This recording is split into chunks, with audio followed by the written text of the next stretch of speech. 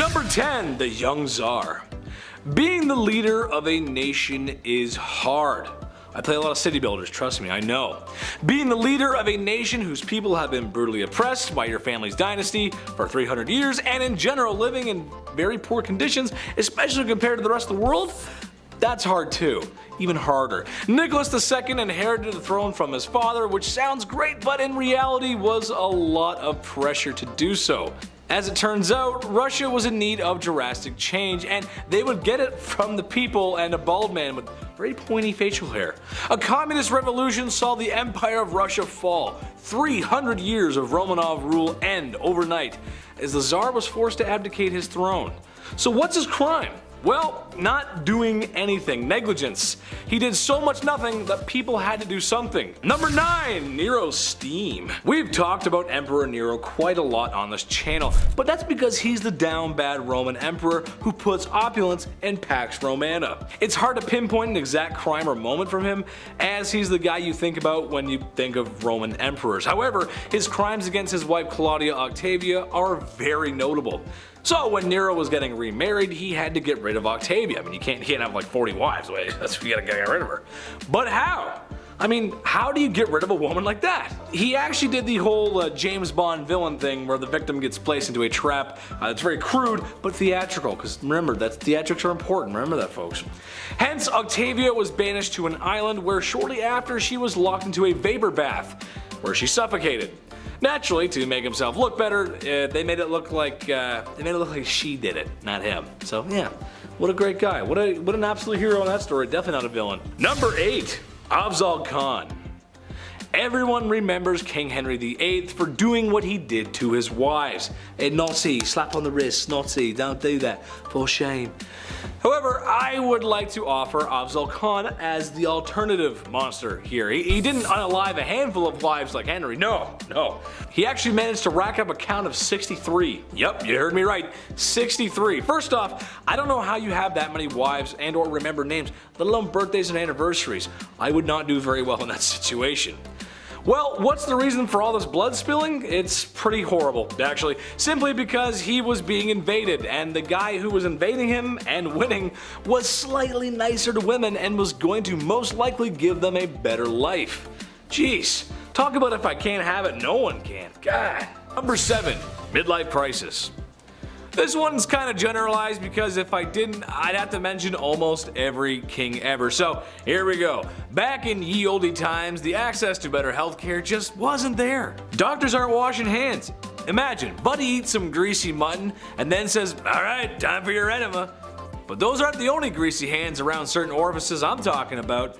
I'm talking about kings marrying older girls at the ripe age of 12. Yep, that's right. Nothing says experience in womanhood like being 12. People didn't live long, and oftentimes these arranged marriages had ulterior motives, like alliances or business really. However, that does not make up for marrying a 12-year-old who may or may not have started those super weird changing times, like when you were 12 and now there's hair showing up in places that you didn't know there could be hair. I sent a courier to the chief, and he came back with this message. It ain't it.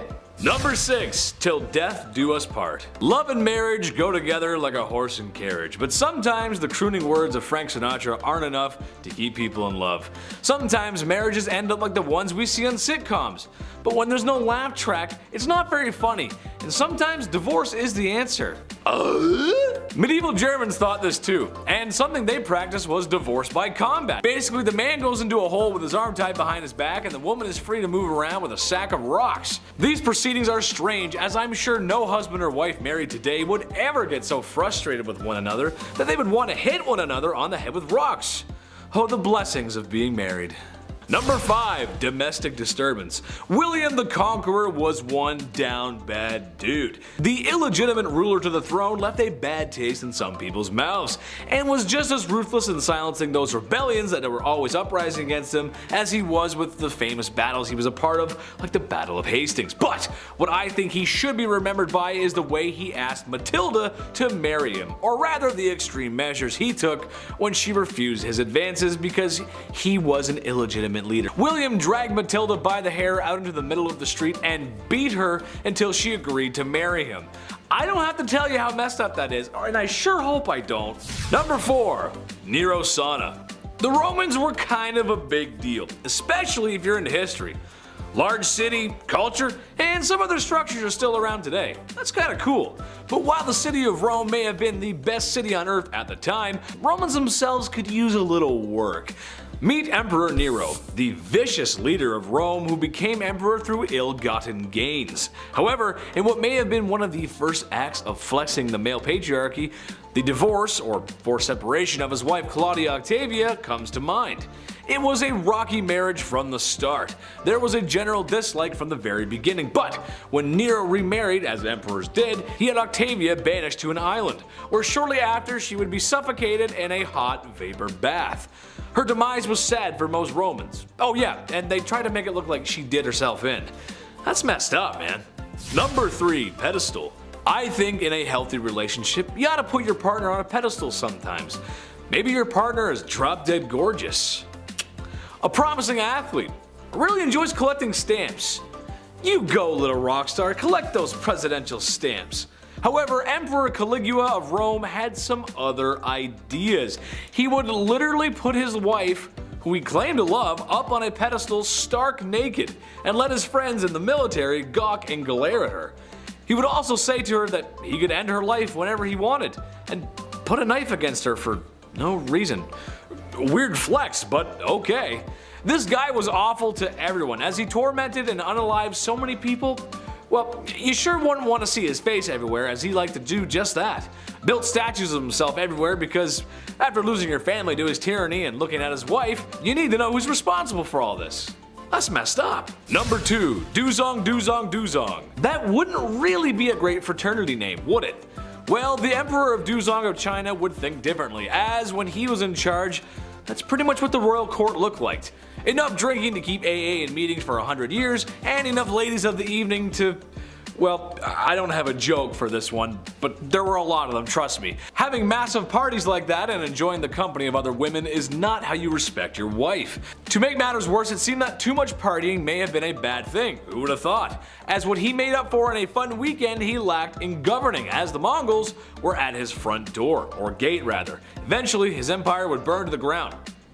All thanks to alcohol, and many women who laid down for their lives, literally. Number 1. Side piece. Look, I enjoy the company of a woman just as much as the next king sits on his throne. But in my opinion, once you find a wife, it's time to settle down, relax, no more crazy parties like Duzong. This is another generalization, but every king did this. Every king in the past has had mistresses, as if that is a totally okay thing to do to your wife and oftentimes the queen of your kingdom. I'm a reasonable guy, so maybe I can see having your side piece waiting in the wings to be stage center, but it's never one, is it? It's always multiple. Ladies of the past, all I can say is make sure you give birth to a boy and watch your back.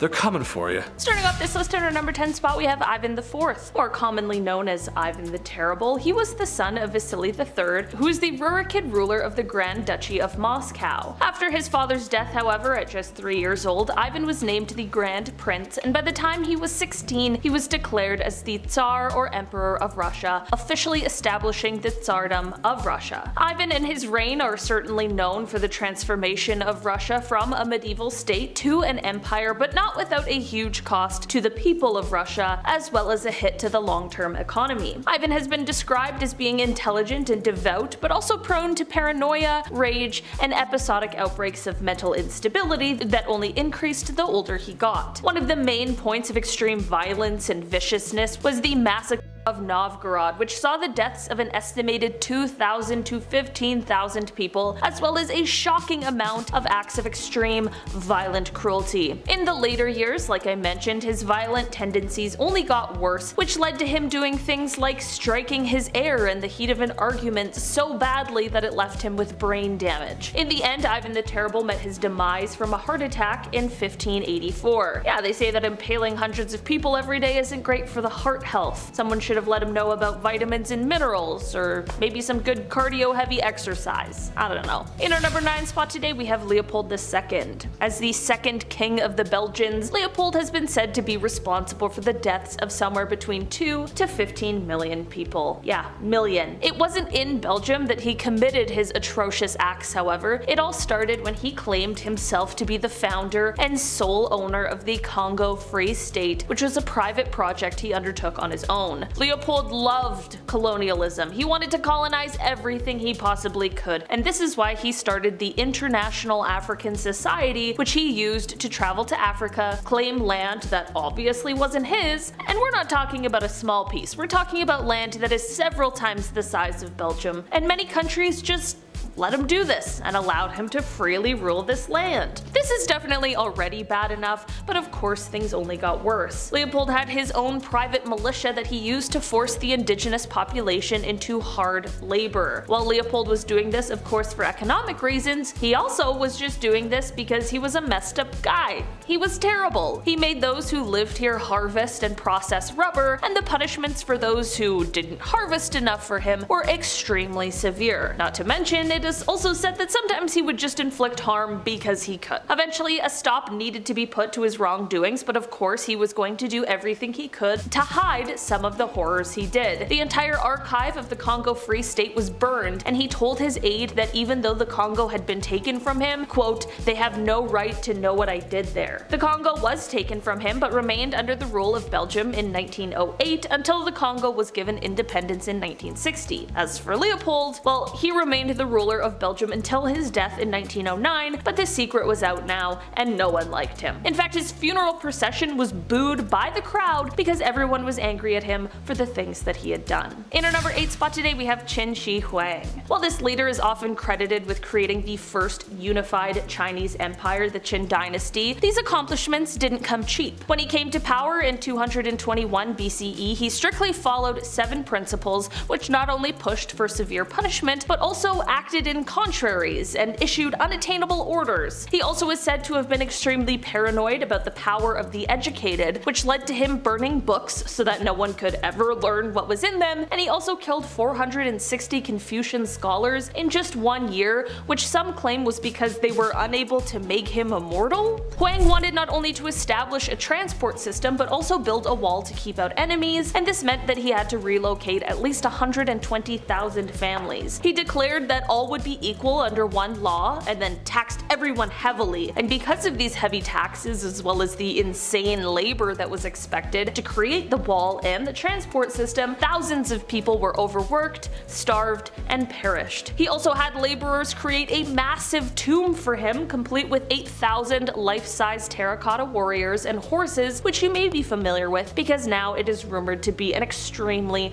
haunted place. I mean, an evil ruler's resting place? Yeah, of course it's haunted. At number 7, dental tools. Peter the Great was the Tsar of Russia from 1682 until his passing in 1725. The ruler had his hobbies to pass his time, but one of the weirdest ones was amateur dentistry. Peter was fascinated by the practice, and by amateur I'm talking he actually had no idea what he was doing at all. Peter collected dental tools as well as people's teeth and a number of other peculiar items, including pickled lizards. Peter's private collection was known as his Chamber of Curiosities, and he would apparently collect the teeth from people that caught his attention. In fact, Peter loved pulling people's teeth so much that he would even remove his target's healthy teeth in the middle of his passion. I'm not sure what the tools or the process was like for pulling teeth back then, but I'd have to imagine you did not want to be chosen to be his next victim. His collection of teeth is still around along with the rest of his weird collection, but I think this is one that I don't need to see. At number 6, explicit collection. King Farouk was the 10th ruler of Egypt, lasting on the throne from April 1936 until July 1952. As king, he was known for his extravagant playboy lifestyle, and while initially popular, his reputation went down due to the corruption and incompetence of his government. He was deposed in 1952 and spent the remainder of his days exiled to Italy. In his hurry to get out of there and avoid the Mussolini treatment, the king left behind a majority of his prized possessions. Farouk was a kleptomaniac, and one of his hobbies was picking people's pockets. Along with his collection of stolen goods, the former king also had an extensive collection of explicit materials. The collection was so extensive that when the new government took over, they auctioned off his belongings and was decided that he had accumulated the world's biggest collection of explicit images. People also discovered expensive suits, rare stamps and coins, luxury cars, but his collection of adult content had to be the most jarring to the people going through his things. It's hard to place a number on just how much material he had, but apparently Farouk's collection was too big to fit under a mattress. That being said, reportedly there was a photo album found under his pillow. At number 5, too many castles.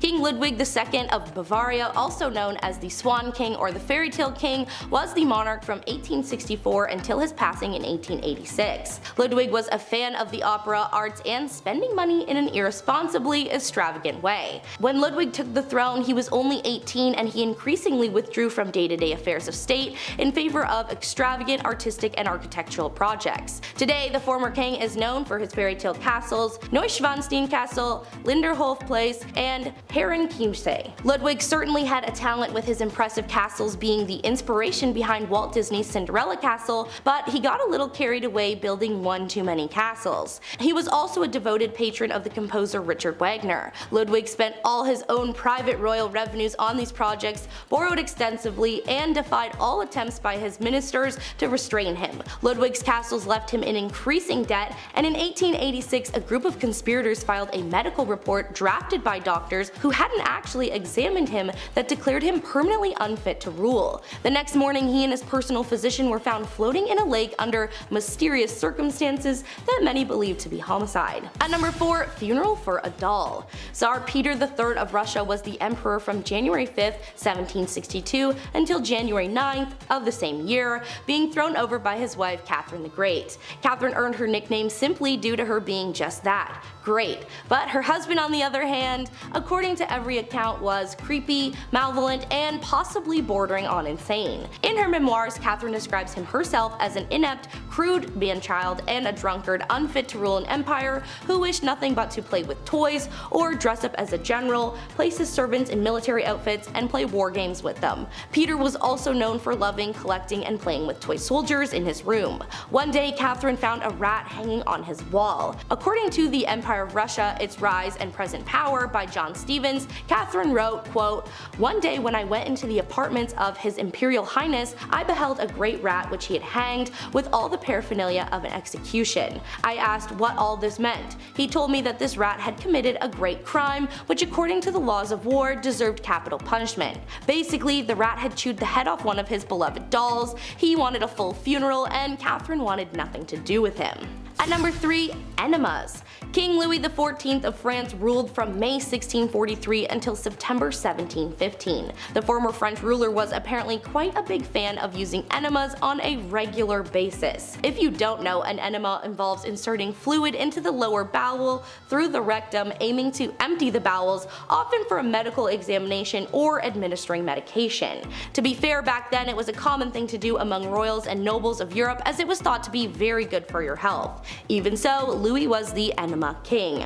Rumor has it that Louis XIV had thousands of enemas performed throughout his life. It was not uncommon that the king excused himself after dinner, went to his private apartment, had an enema, and then returned to join his courtiers. The king ended up living quite a long life, 76 years, and he credited his long life to his regular enemas. The elite of France were not going to be using just any water for this delicate practice either. Instead, the fluids were perfumed with rose, orange, and angelica, and was even slightly colored by the request of the users. Louis's father and grandfather had been fond of enemas too, but he preferred his with almond milk. During one year, he had 212 enemas performed. At number 2, mummies. Similar to those who paid for mumia to heal them, King Charles II of England kept a number of mummies. They were not for educational or entertainment purposes, but simply to gather their dust. This dust was made up of dried skin and whatever else you might find on a mummified corpse, and Charles would actually rub it all over his own body. I guess back then they really hoped that the deceased had magical healing powers, but looking back now, knowing what we do, that's just nasty. Could you imagine just showering in mummy dust thinking, this is gonna make me so great? Charles II believed that by doing this he could acquire some ancient pharaoh greatness for himself. To be fair, they had a lot of wild beliefs back then, so this wasn't unheard of, but paying for a corpse's dead skin is still insane.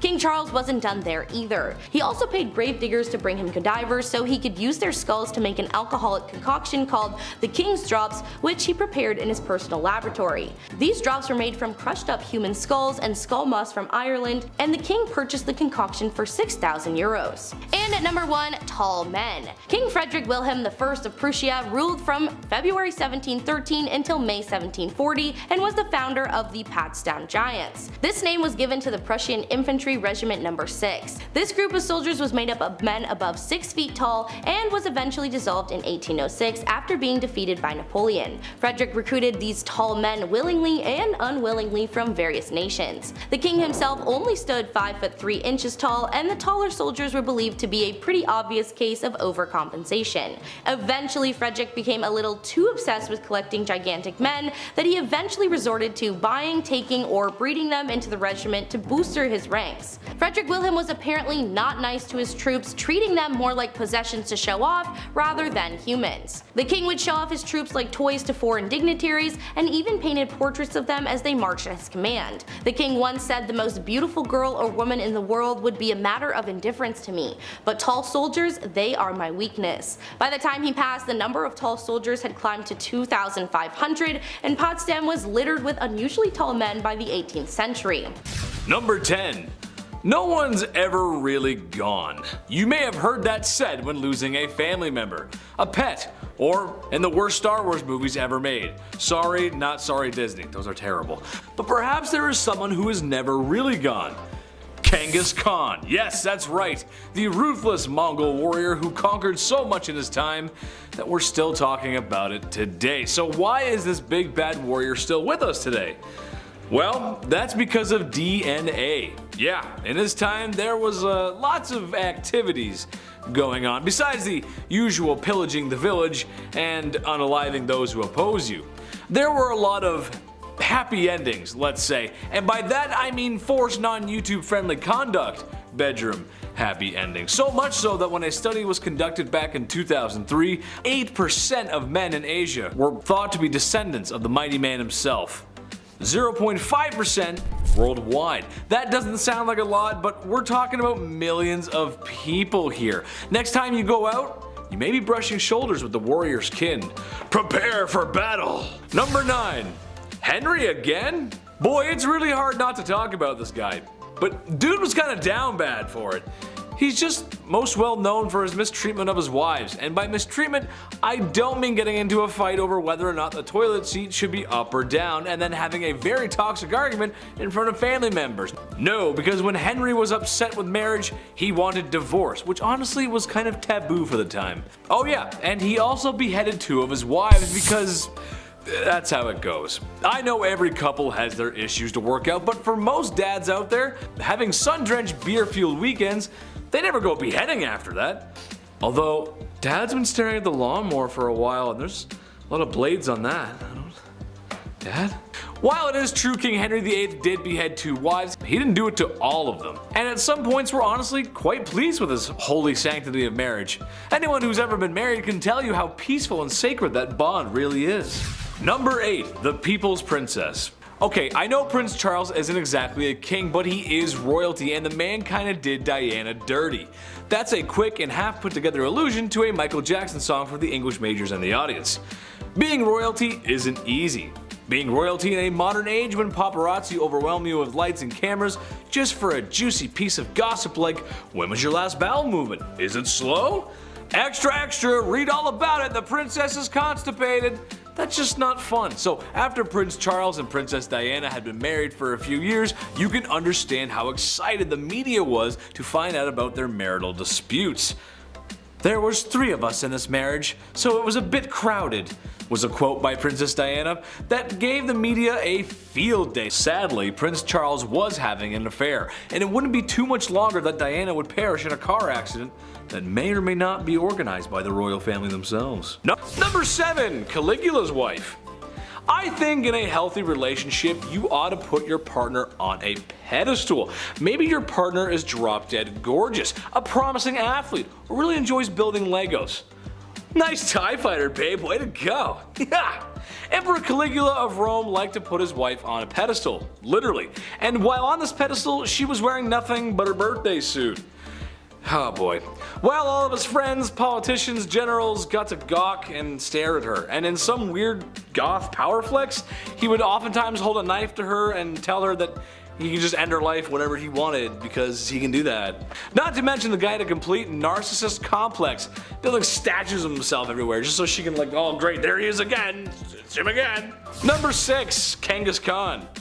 I bring the man up again because he's responsible for so much loss, so much blood spill, so much pain. Sure, they were effective warriors and archers, but they were brutal, dude, especially him. They took what they wanted when they wanted, and it said that he was responsible for so many lives lost that it affected the carbon footprint of the planet. Dude, that's insane. That is literally insane. Also to note his treatment of rather, mistreatment of women.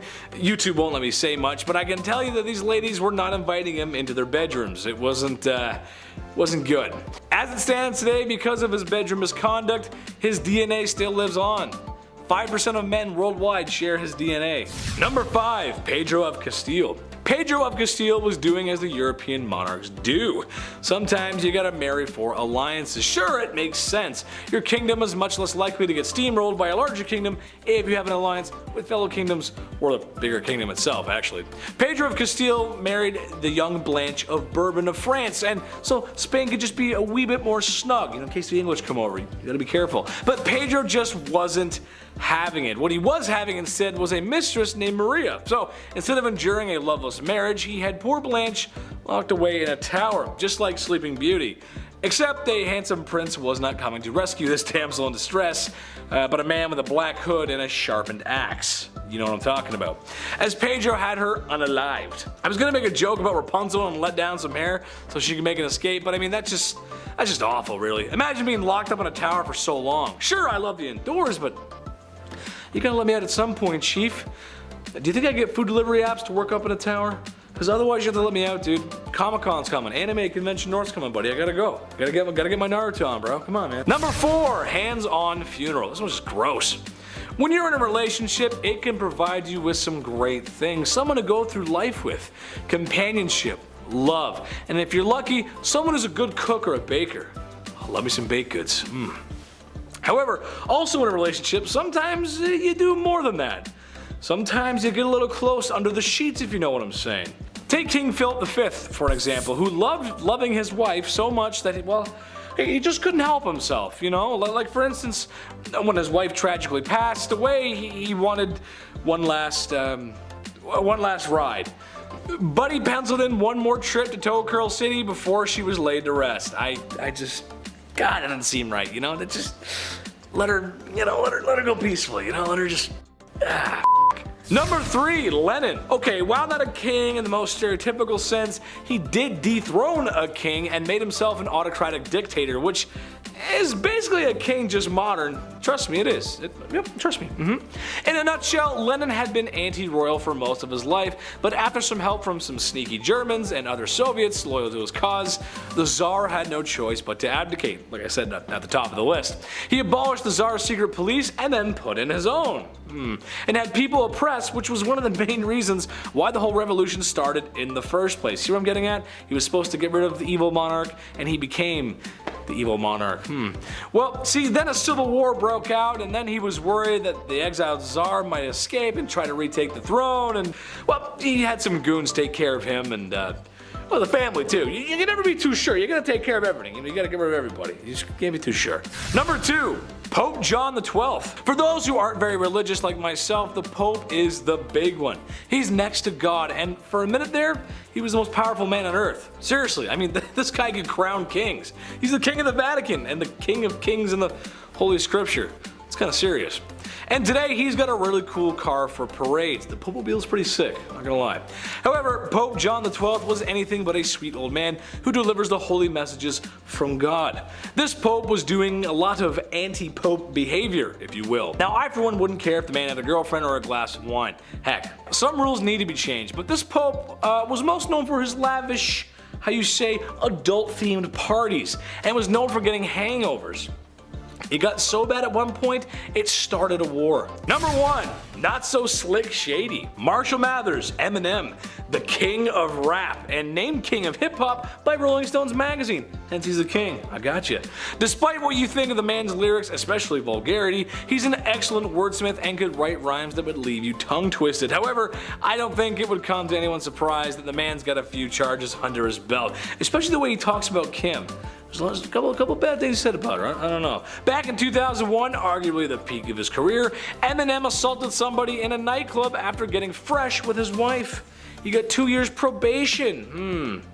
Maybe he is saying the things he's saying in those songs. Maybe he's telling the truth. I don't know. Fatal herbs. Ying Zheng was born in China in 259 BC. Declared himself King Shi Huang, or the first emperor of the Qi dynasty, at age 38. He reportedly proclaimed that his dynasty would last 10,000 generations and wanted to be around long enough to see that prediction come true. Pretty difficult for the average human, especially in 259 BC, to live that long, so in order to make it happen, he needed to be immortal. According to the news agency Xinhua, 2017 analysis of 2,000-year-old texts dating to the emperor's rule shows his obsessive quest for an elixir that would bring him eternal life. A researcher discovered texts pertaining to an executive order issued by Qin Shi Huang demanding his subjects search for something that can keep him alive forever. He believed in an old myth that there were 3 spirit mountains in the sea inhabited by mortals. He used his soldiers to look for herbs and such that would grant him immortality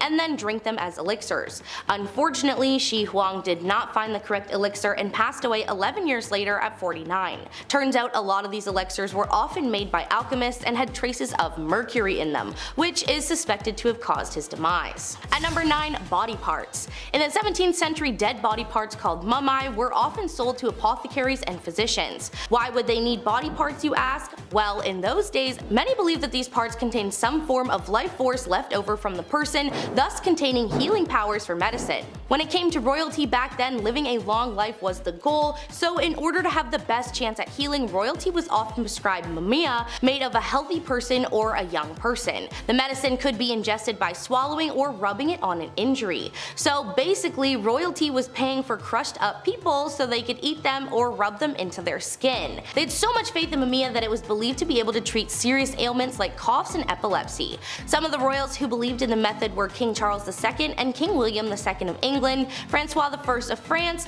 Christian IV of Denmark. The medicine was in such high demand back then that some even took to digging up Egyptian graves and tomb robbing them for valuable bodies. The practice luckily died out in the 18th century. At number 8, lavish horse stable. Gaius Caesar Augustus Germasius, better known by his nickname Caligula, was the 3rd Roman emperor ruling from 37 to 41 AD. Caligula was described as an insane emperor who was self-absorbed and short-tempered, taking lives on a whim and indulging in too much spending and engaging in affairs. Apparently, he was accused of sleeping with other men's wives and then bragging about it and taking lives just for the fun of it. One thing Caligula did love was his horse Incitatus, who he would feed regular treats to and even paid for a stable to be made out of marble. Soldiers were even ordered to hush the neighborhood if the horse was asleep. Caligula also deliberately wasted money constructing a 2-mile floating bridge so that he and his horse could gallop along it. There was already a financial crisis going on, so the bridge money led to citizens starving. Probably the craziest idea he had was that he planned to appoint his horse to the high office of consul, but luckily for his people he was assassinated before he was able to do so. In our number 7 spot today we have Don Carlos. I'll be honest, this little troublemaker never made it to the title of king, but he sure was a little too close for comfort when you hear about the kind of things he was doing. Carlos was the Prince of Asturias during the mid-1500s as he was the eldest son of King Philip II of Spain. It is said that Carlos may have had some troubles right from birth, which many believe could be due to the inbreeding that was common in the family at the time. Descriptions of his behaviors, though, are far worse than what anyone could have expected. It is said that Carlos did horrible things like hurting or taking the lives of animals just for fun. I mean, nowadays we call that a huge warning sign for potential killers. Back then they just chalked it up to boys being boys. It is even said that at one point he purposefully blinded all of the horses in the royal stable. Red flags, they were abundant. Soon, of course, his cruelties would extend to humans, with people claiming that one time he chose to whip a servant girl for no reason other than because he could. And apparently one time he made a shoemaker eat a pair of shoes that he had made the prince that he didn't like. He was just a little twerp. Carlos was set up by his family to marry the eldest daughter of King Henry II, but after a few hours with the man, she decided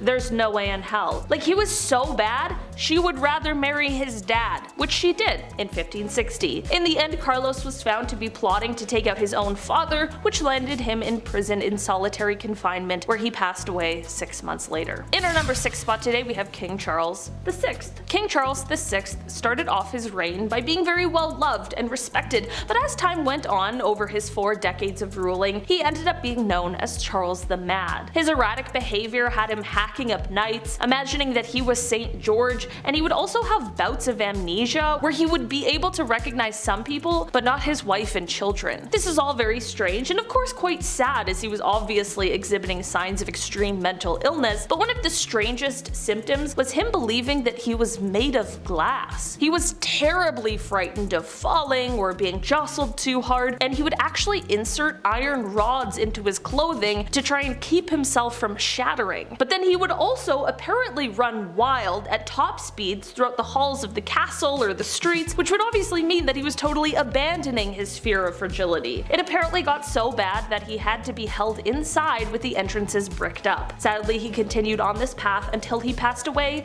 in 1422. In our number 5 spot today, we have Nero. For this one, we are going to be taking it all the way back to the age of the Roman Empire. When we think back to these times, they weren't necessarily the most kind, peaceful times, but there certainly are some characters that stand out as being particularly brutal, and one of those is Nero. Throughout his reign, he wreaked havoc on the Roman Empire. He burned cities, he killed thousands of people, including every member of his own family, and I mean, we know the inventive execution methods of the past, so you can probably guess at just how brutal all of these were. Most Roman sources give us an almost completely negative review of him in reference to both his personality as well as his reign as a leader. He was called compulsive and corrupt, and it is believed that he is actually to blame for the great fire that burned Rome, but instead he used the Christians as a scapegoat so that they would receive punishments rather than him. In the end, after being declared a public enemy by the Roman Senate and realizing that the rebellion would be lost, he ended up taking his own life at the age of 30. In our number 4 spot today, we have Pol Pot. Pol Pot was the leader of the Cambodian revolutionary group called the Khmer Rouge, and this group, with him at the forefront, went on to try and destroy the Cambodian civilization. This wasn't necessarily how the group started out, but once Paul and others who shared his ideals came to lead it, things quickly became very dark. He is likely one of the only people who ordered a mass genocide in his own country. The reasoning behind all of this is because he believed that destroying the civilization was the best way to start a new regime and bring in a new age. He ended up serving as the prime minister from 1976 until 1979, during which his policies led to the deaths of around 2 million people, which is horrifying. That was about 25% of the entire population. He even liked to keep the skulls of those he had killed. Just gonna say, it seems as though politics was the mask for someone who just really wanted to kill people. There are so many horrific details surrounding him and the things he did,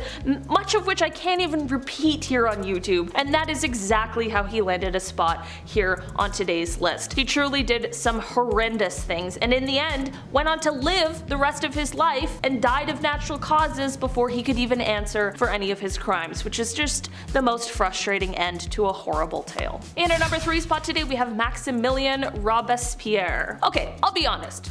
This is quite a polarizing one. Maximilian, on one hand, was great. He advocated for universal suffrage, for unrestricted admission to national posts, and he was against racial and religious discrimination. Especially in the time he ruled in, this was huge. Of course people were against him, but in our modern views, he was way ahead of his time in these beliefs. On the other hand, however, he was extremely violent and was the leader during most of the French reign of terror that happened during the Revolution. It is said that during this time he was responsible for imprisoning somewhere around 300,000 and killing somewhere around 40,000. During the Revolution in 1793, he was elected head of the Committee of Public Safety, and from that point on, any voice that was in opposition to the change that was happening was struck down and silenced by him. Throughout the years, his ego and power only grew, which led to him being a little too quick to use the guillotine, his favorite execution method. He was getting a little too cozy with that thing, so much so that he began to use it even on people who had, at one time, been his allies. We saw this clearly when it came to the execution of George Danton, who Maximilian had executed after he suggested maybe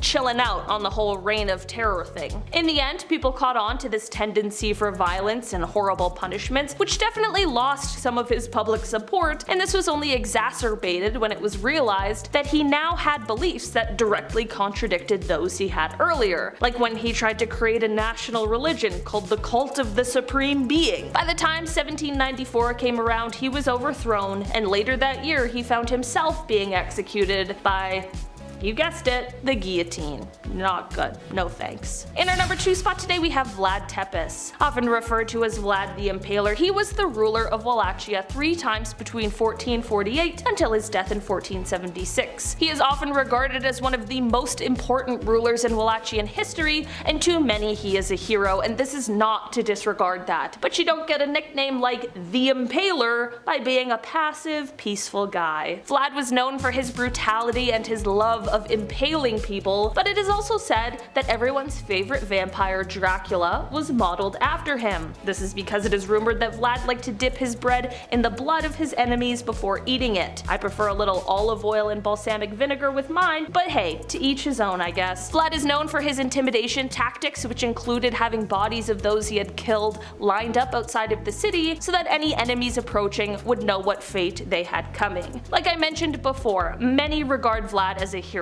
I mean, it is abundantly clear that he fought as hard as he could to protect Romania and Bulgaria from the Ottomans, but that doesn't mean that the horrific things he did have been forgotten either. Vlad definitely left quite the legacy behind when he was killed in 1476. In our number 1 spot today we have Joseph Stalin. Stalin was a Georgian revolutionary and Soviet political leader who governed the Soviet Union from 1922 until his death in 1953. Despite the fact that he started his time governing the country as a part of a collective leadership, by the 1930s he had consolidated all of the power and went on to begin acting as the Soviet Union's dictator. During his reign, Stalin was responsible for the deaths of over 60 million people, 20 million of them being his own. Apparently the math works out to about 40,000 people per week, which is just unbelievable. For almost 30 years he reigned the Soviet Union with terror and violence. I mean, his decisions led to a famine that killed millions of people. Also, the lives he took weren't just of his enemies. I mean, how could one person have 60 million enemies? He would take the lives of families of people he liked. He just took too many lives, was too paranoid, and while he was powerful and smart, he could also be an absolute monster. This is all perfectly summed up when he said, quote, "One death is a tragedy, a million deaths is simply a statistic." Kicking off the list at number 10,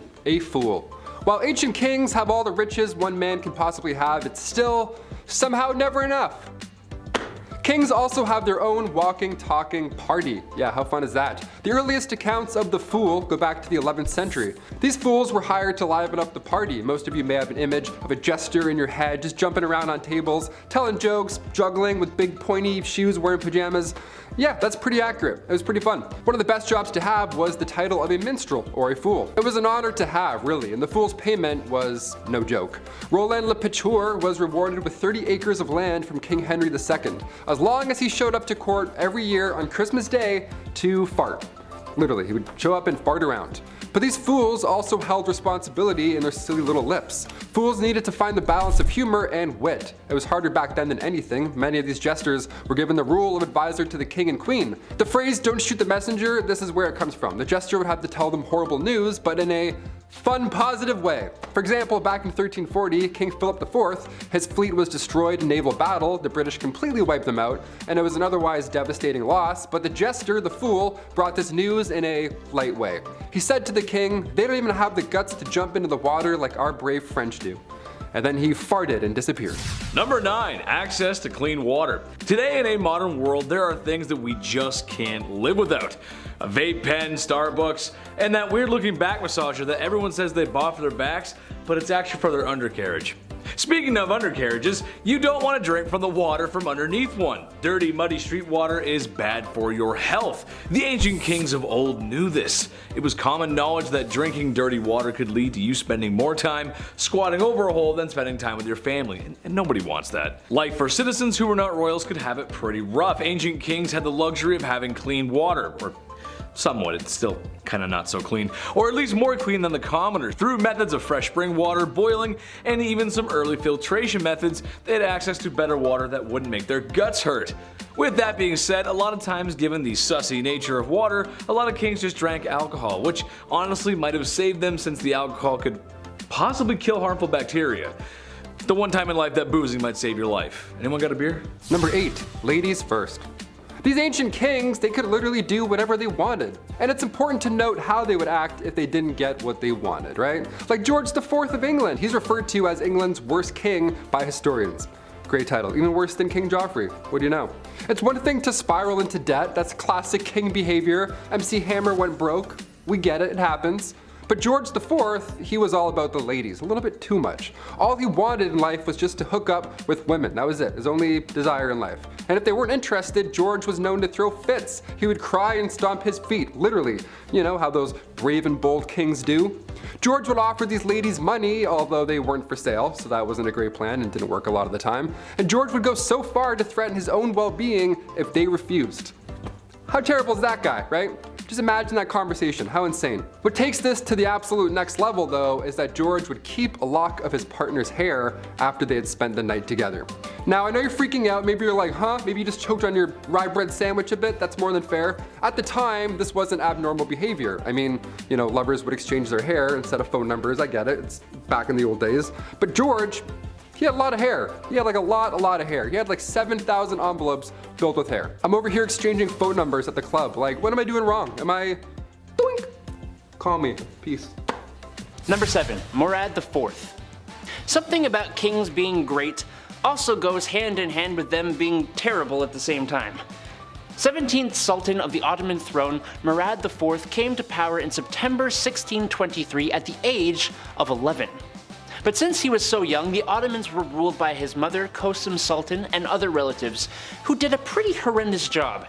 As a tween, he walked around the cities dressed as a commoner and would keep a list of those he could benefit from and those he could punish. At 11. At 21, he took control and also took some extreme precautions in order to eliminate the corruption within the empire, banning the use of alcohol and tobacco and coming up with severe measurements for the regular collection of taxes. Murad IV would never be okay with people disobeying his laws and directives, even going around the city in plain clothes to check any undisciplined actions by the locals, and he would personally punish the offenders. He did a lot for the Ottomans, but boy was he harsh about it. He destroyed coffee houses, like, come on man. Number 6.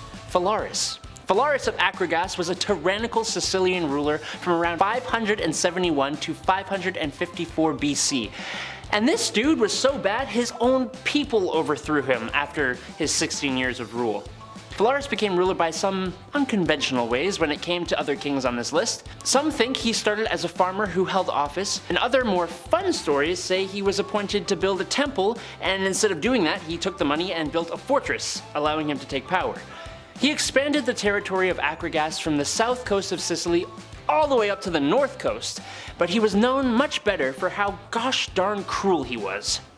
The most famous story would have to be the one of the Brazen Bull. An engineer was hired by Phalaris to create a new device for doing heinous things to his prisoners. The engineer presented him with a bronze bull. There was a door that could be opened to place a prisoner inside, then they would light a fire underneath, heating up the bull and causing the poor soul inside to thrash about and yell, making the bull seem alive. He then used it on the engineer. Thanks to the citizens' revolt though, he got to be the last victim of the bull. Looks like karma's a bull. Number 5. Louis XIV, King of France, the Sun King, the God-given. Ruling from 1638 to 1715, Louis XIV was well known for his love of art, which was apparent in the royal palace of Versailles he created, his love of women for his multiple wives and many more mistresses, and the comparison of himself to God, even taking up the sun as his symbol, being representative of Apollo, the sun god, and the literal reason we're all alive. A good symbol, honestly. The Palace of Versailles was used to host comedies, operas, and tragedies, and spectacular parties. His suite in the palace was made up of 3 apartments all for himself. The palace was big enough to hold his entire court so that none of them could really plot against him without him knowing. It also contained the Hall of Mirrors, which was a 71-meter long room with 357 mirrors around 17 arches opposite the massive windows. Unlike most other kings on this list, Louis XIV was a fantastic ruler. He was an incredibly lavish one though, which equals spoiled in my mind. Number 4. Ivan the Terrible. Ivan Tsar was a great military leader, pretty much setting up the Russian Empire. A great leader with an absolutely terrible temper. His rage-filled outbursts just got worse and worse over the years of his rule from 1530 to 1584. One of these incidents even ending in the stab-filled demise of his own son. He had a special force called the Oprachina who eliminated anybody he felt threatened him, and he led this force to Novgorod in 1572, resulting in the massacre of Novgorod, which gets him a firm place as one of the cruelest of Russian rulers.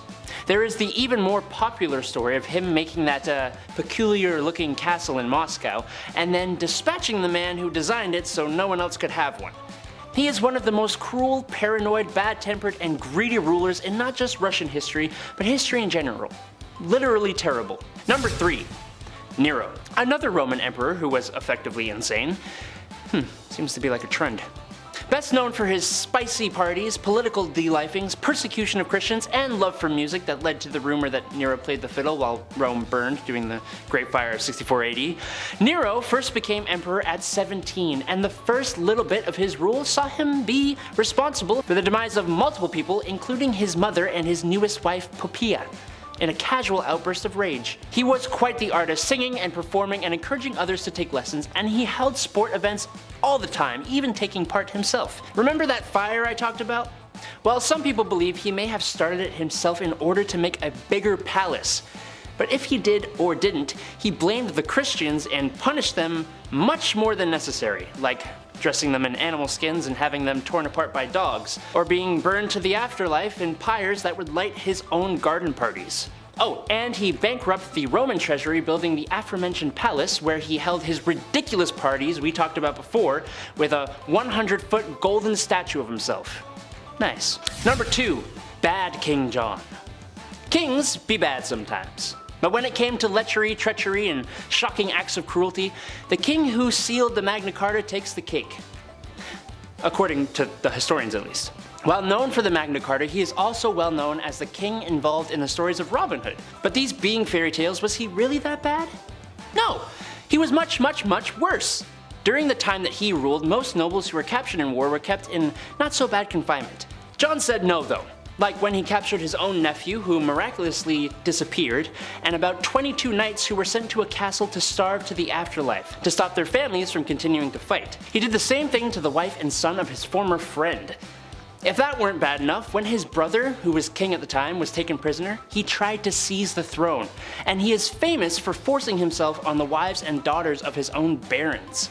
As you may remember from Robin Hood, there was a monetary aspect to his horribleness as well. The taxes and fines he levied were to the point of extortion. I talked to Andrew, who talked to the chief, and he said, King John ain't it. Number 1. Henry VIII. Here we are, the main man himself. We've talked about him before, and how could we not? He's arguably one of the most infamous English kings. Historians have described him as obsessive, syphilitic, and a self-indulgent wife de-lifer and tyrant. These historians probably leave the best Google reviews. It's not just his whole multiple wives to find a male heir situation that makes him spoiled. Well, kind of it is. To achieve his personal ends, he literally spurred on a religious revolution that created the Church of England, the formal end of monasteries, and the Reformation. Which is hilarious because he wrote a treatise against Martin Luther that had him named Defender of the Faith by the Pope. Ironic.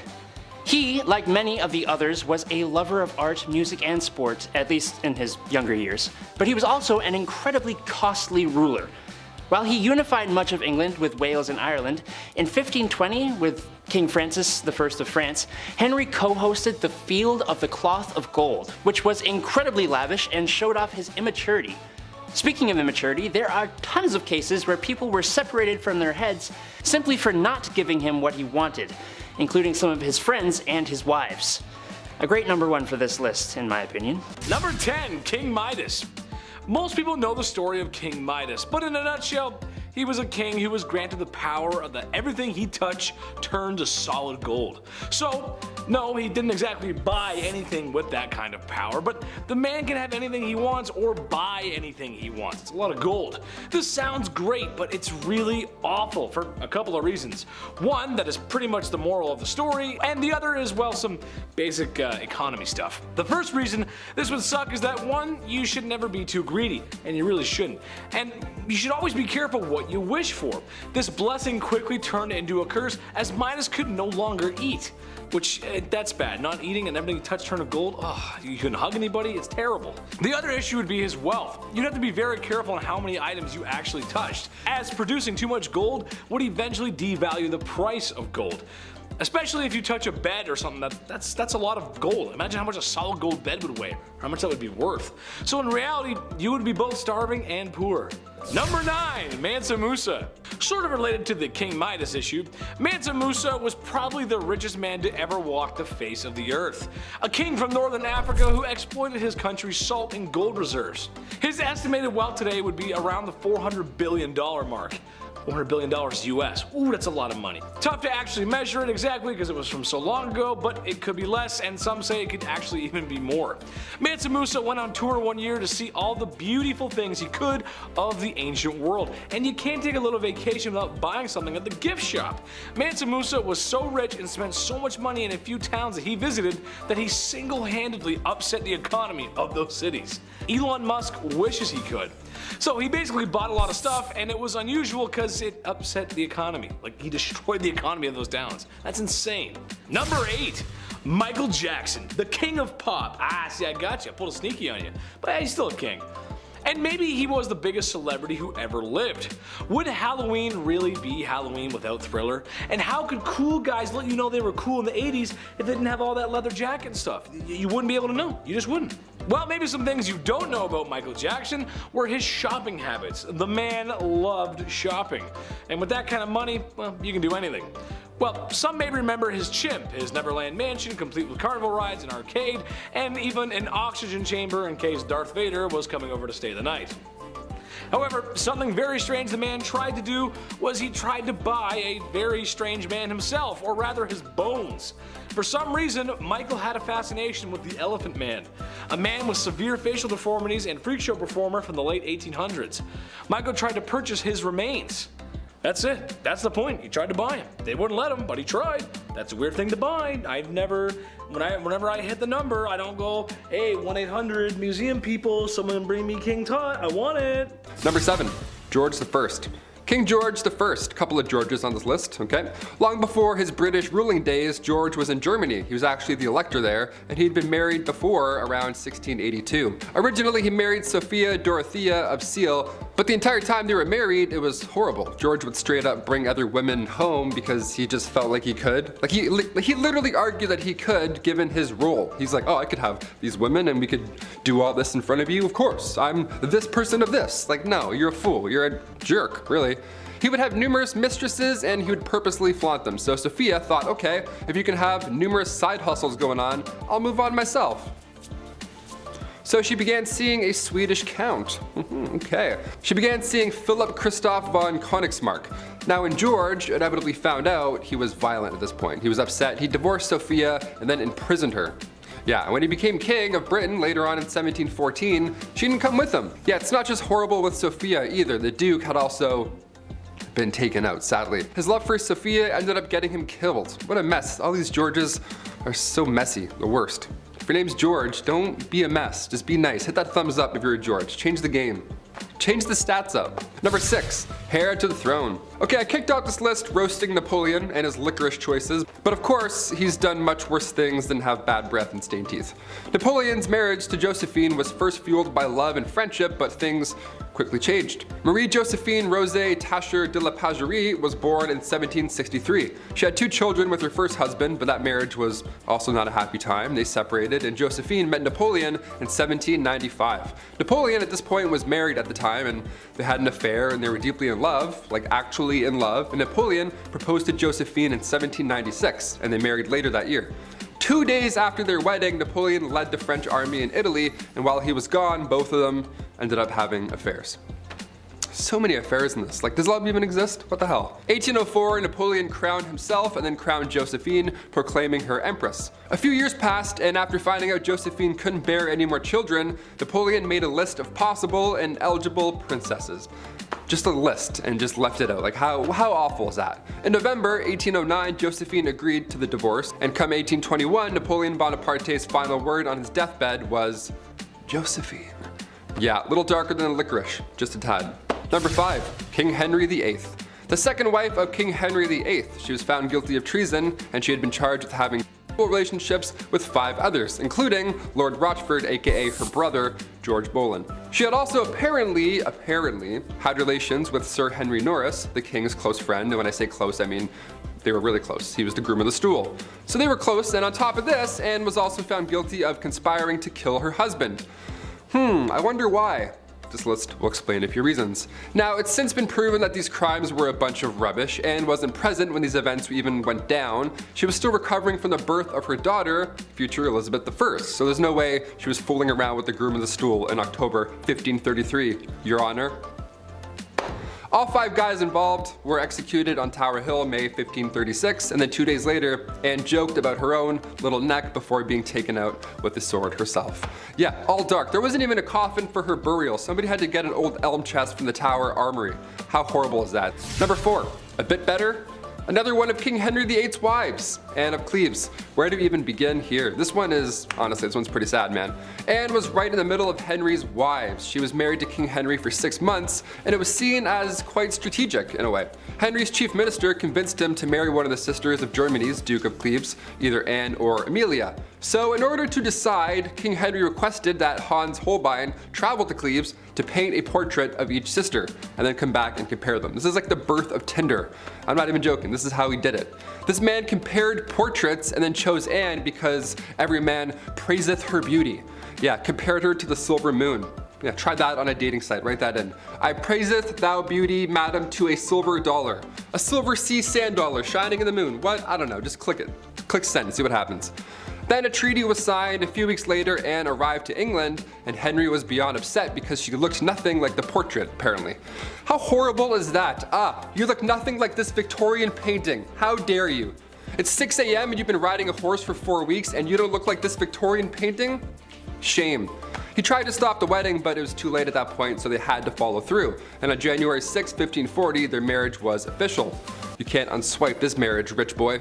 Anne later accepted the divorce gladly and then lived as the king's sister peacefully until her death in 1557. Number 3, Christian VII. Christian, there's an ironic name for what I'm about to tell you. The prince that couldn't keep his hands out of his pants. I don't know how else to say it. Here we go. Christian VII of Denmark. He was a young lad. He was spoiled. He was a little comfortable with his body, maybe too comfortable, and he would often just have his hands in his pants hanging out. He was like one of those, rich king. He was kind of like Joffrey from Game of Thrones. He would just sit back and like suck on candy and stuff and just, fool around. I don't know, it was gross. Middle of dinner, this guy would pass around food to his family with those gross hands. He would alternate hands and pants to handing out food. What a little twerp. Now, it's unknown, but historians believe maybe, just maybe, he was a tad mad. Who's to tell? Either way, don't touch the rye bread, Christian. Thanks. Go wash your hands. Twice. Number 2, King Henry VIII. Again. Of course, we have to talk about Henry VIII again. He's pretty bad, not gonna lie. Henry VIII was King of England from 1509 to 1547. He's been married a handful of times, as we've heard by now, and all of them have went south. When Henry married Catherine, he was 49. She was a few years younger. She was actually a lot younger, classic 1500s. Way too young. And when they got married, Henry was not the same as he was when they had met. He had received a nasty jousting wound, so now he was gravely overweight. He didn't do anything, he just laid around all day and complained. So Catherine, of course, just wanted some, shred of a life, and being again quite young, too young, she decided to look for love. Well, God forbid you try and have a life in the 1500s, because then the young queen was accused of having an affair and was publicly and horribly taken out in the courtyard. And finally, coming in at number 1, Henry II. The relationship between Henry II of England and Eleanor of Aquitaine is pretty memorable. It's memorable in all the wrong ways, of course. When they first met, things were good, dare I say, with both of them. They were both young, and he was going to be king. He was young, king, guy, young man who's going to be king. And Eleanor, she was married, but once she got an annulment, their love was good. Their love was good and young and ready to be young king stuff. After the annulment in 1152, Henry and Eleanor tied the knot officially a couple weeks after. Love moves quickly, apparently. Henry started having affairs, because of course he did. At this point in this list, we're not gasping at affairs, sadly. But come 1173, Eleanor had convinced their sons to go against father. Yeah, Henry didn't take this well, and he had Eleanor locked up for 16 years. He had died, so after that point she had resumed the royal roles, because at this point those two boys had grown up and inherited the throne, Richard and John. But being locked up for that long, what a nightmare that relationship was entirely. I figured we'd end on a kind of tame one where she kind of came back and it was good. Kind of good, dare I say? I don't know. At number 10, Caligula. This guy reigned for 4 years, and the amount of straight up excess he demanded led him to be the first Roman emperor to be assassinated. Caligula was 25 years old when he took power in 37 AD, and he was great. He announced political reforms and recalled all exiles, but within the same year he contracted an illness that sent him a little loopy. Like to the degree of ordering hundreds of Roman merchant ships to form a 2-mile floating bridge across the Bay of Bauli so he could spend 2 days galloping back and forth across it on his horse Incitatus. Speaking of his horse, he loved that animal so much, giving him his own house with a marble stall and ivory manger. And he almost appointed the horse consul before Caligula met his end. It got worse in the years after his demise, like in 39 and 40 AD when he led campaigns to the Rhine and the English Channel, where he actually avoided battles and instead did things like commanding his troops to plunder the sea, which means gathering shells in their helmets. The perfectly sane kind of things that you do when your favorite quote is, "Remember that I have the right to do anything to anybody." Number 9, Ramses II. He literally has the most statues of himself of all the 4,000 years of Egyptian pharaohs. That is really all I gotta say, actually. Ramses II was undoubtedly the greatest pharaoh. I don't know if that justifies his spoiled ways, but it helps explain them at the very least. He was a master builder, a war hero, and brokered peace all around over his crazy long reign. But he was also really good at the whole propaganda thing. Like I said, he has statues of himself all over Egypt that even to this day are hard to avoid. Not to mention all the buildings built in his name, including a whole temple to himself and one to one of his wives, Nefertari.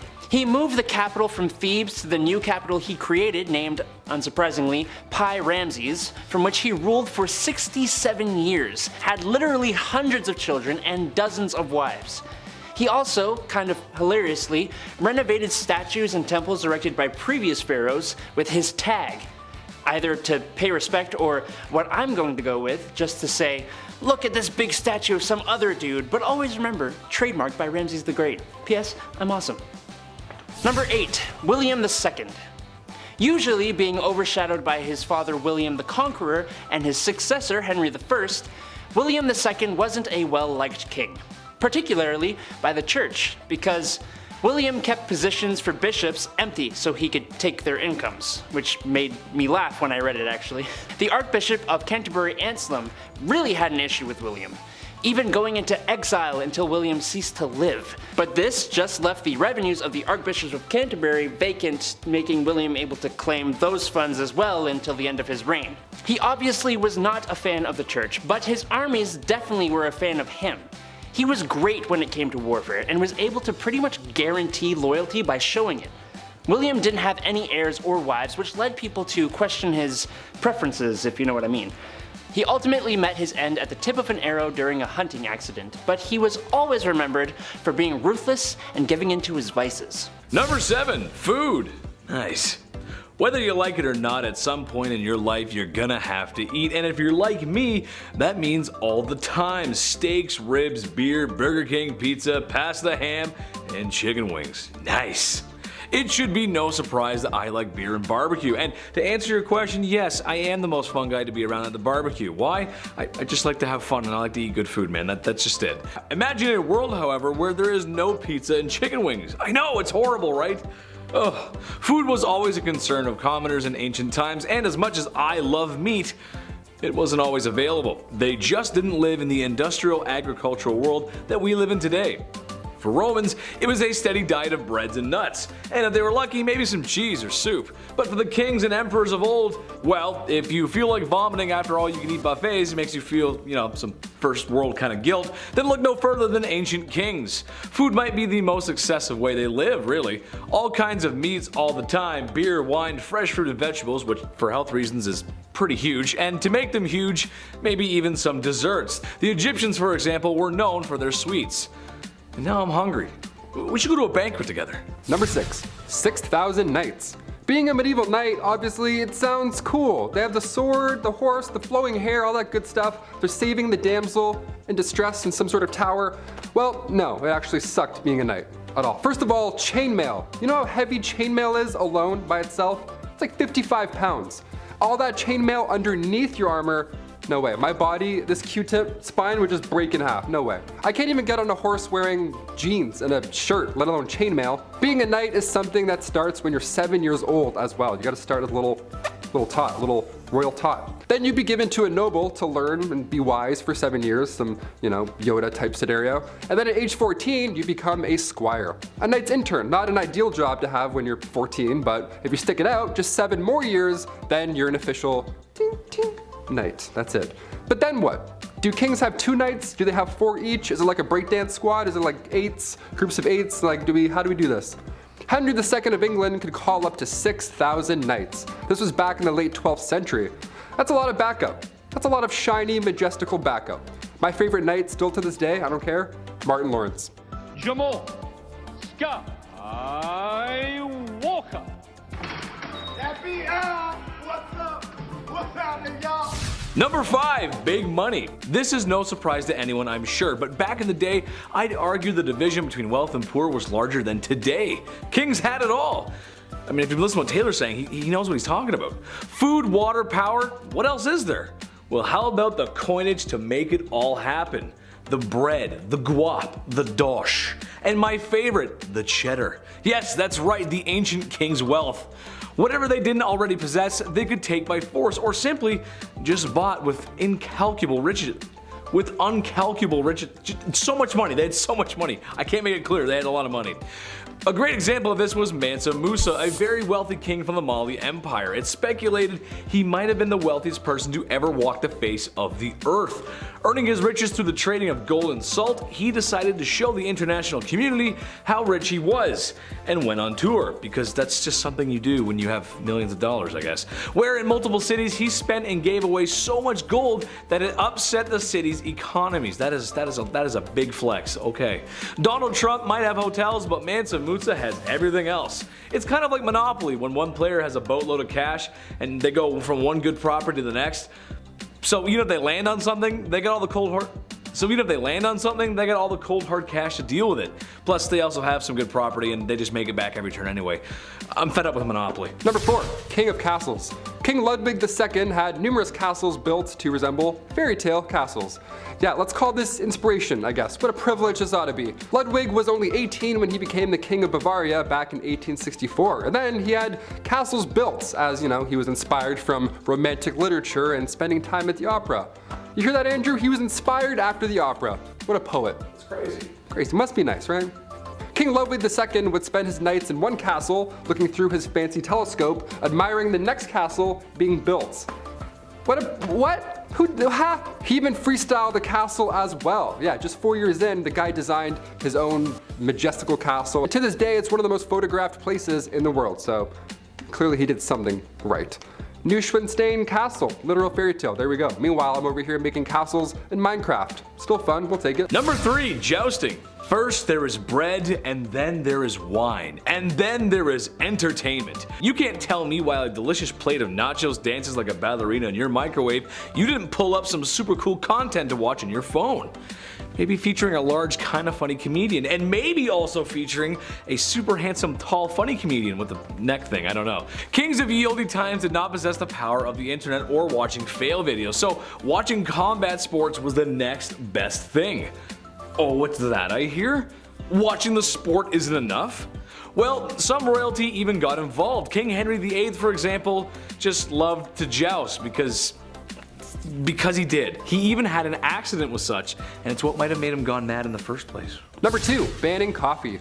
This is the worst of the worst, people. Here we go. Murad IV, Sultan of the Ottoman Empire, the guy banned coffee. What a monster. I would be asleep right now if coffee wasn't a thing. He was born in 1612, and for the most part, his mother was ruling through him because he was so young and all. But when he got a little older, he got a little wiser, he put forth these laws, punishable by death, may I add, in order to get things back on track. That was the key. The guy banned coffee, tobacco, and alcohol. What a fun guy. He would actually disguise himself as a civilian at nighttime and then wander around aimlessly in hopes that he would find one of these dark roast renegades just wandering the roads. If you were caught outside having a quick smoke break, you weren't arrested, you didn't get fined, but rather Murad IV himself would just take off his hood and be like, surprise, and then he would take off your head. Right there in the streets. No trial, no jury, just straight to execution.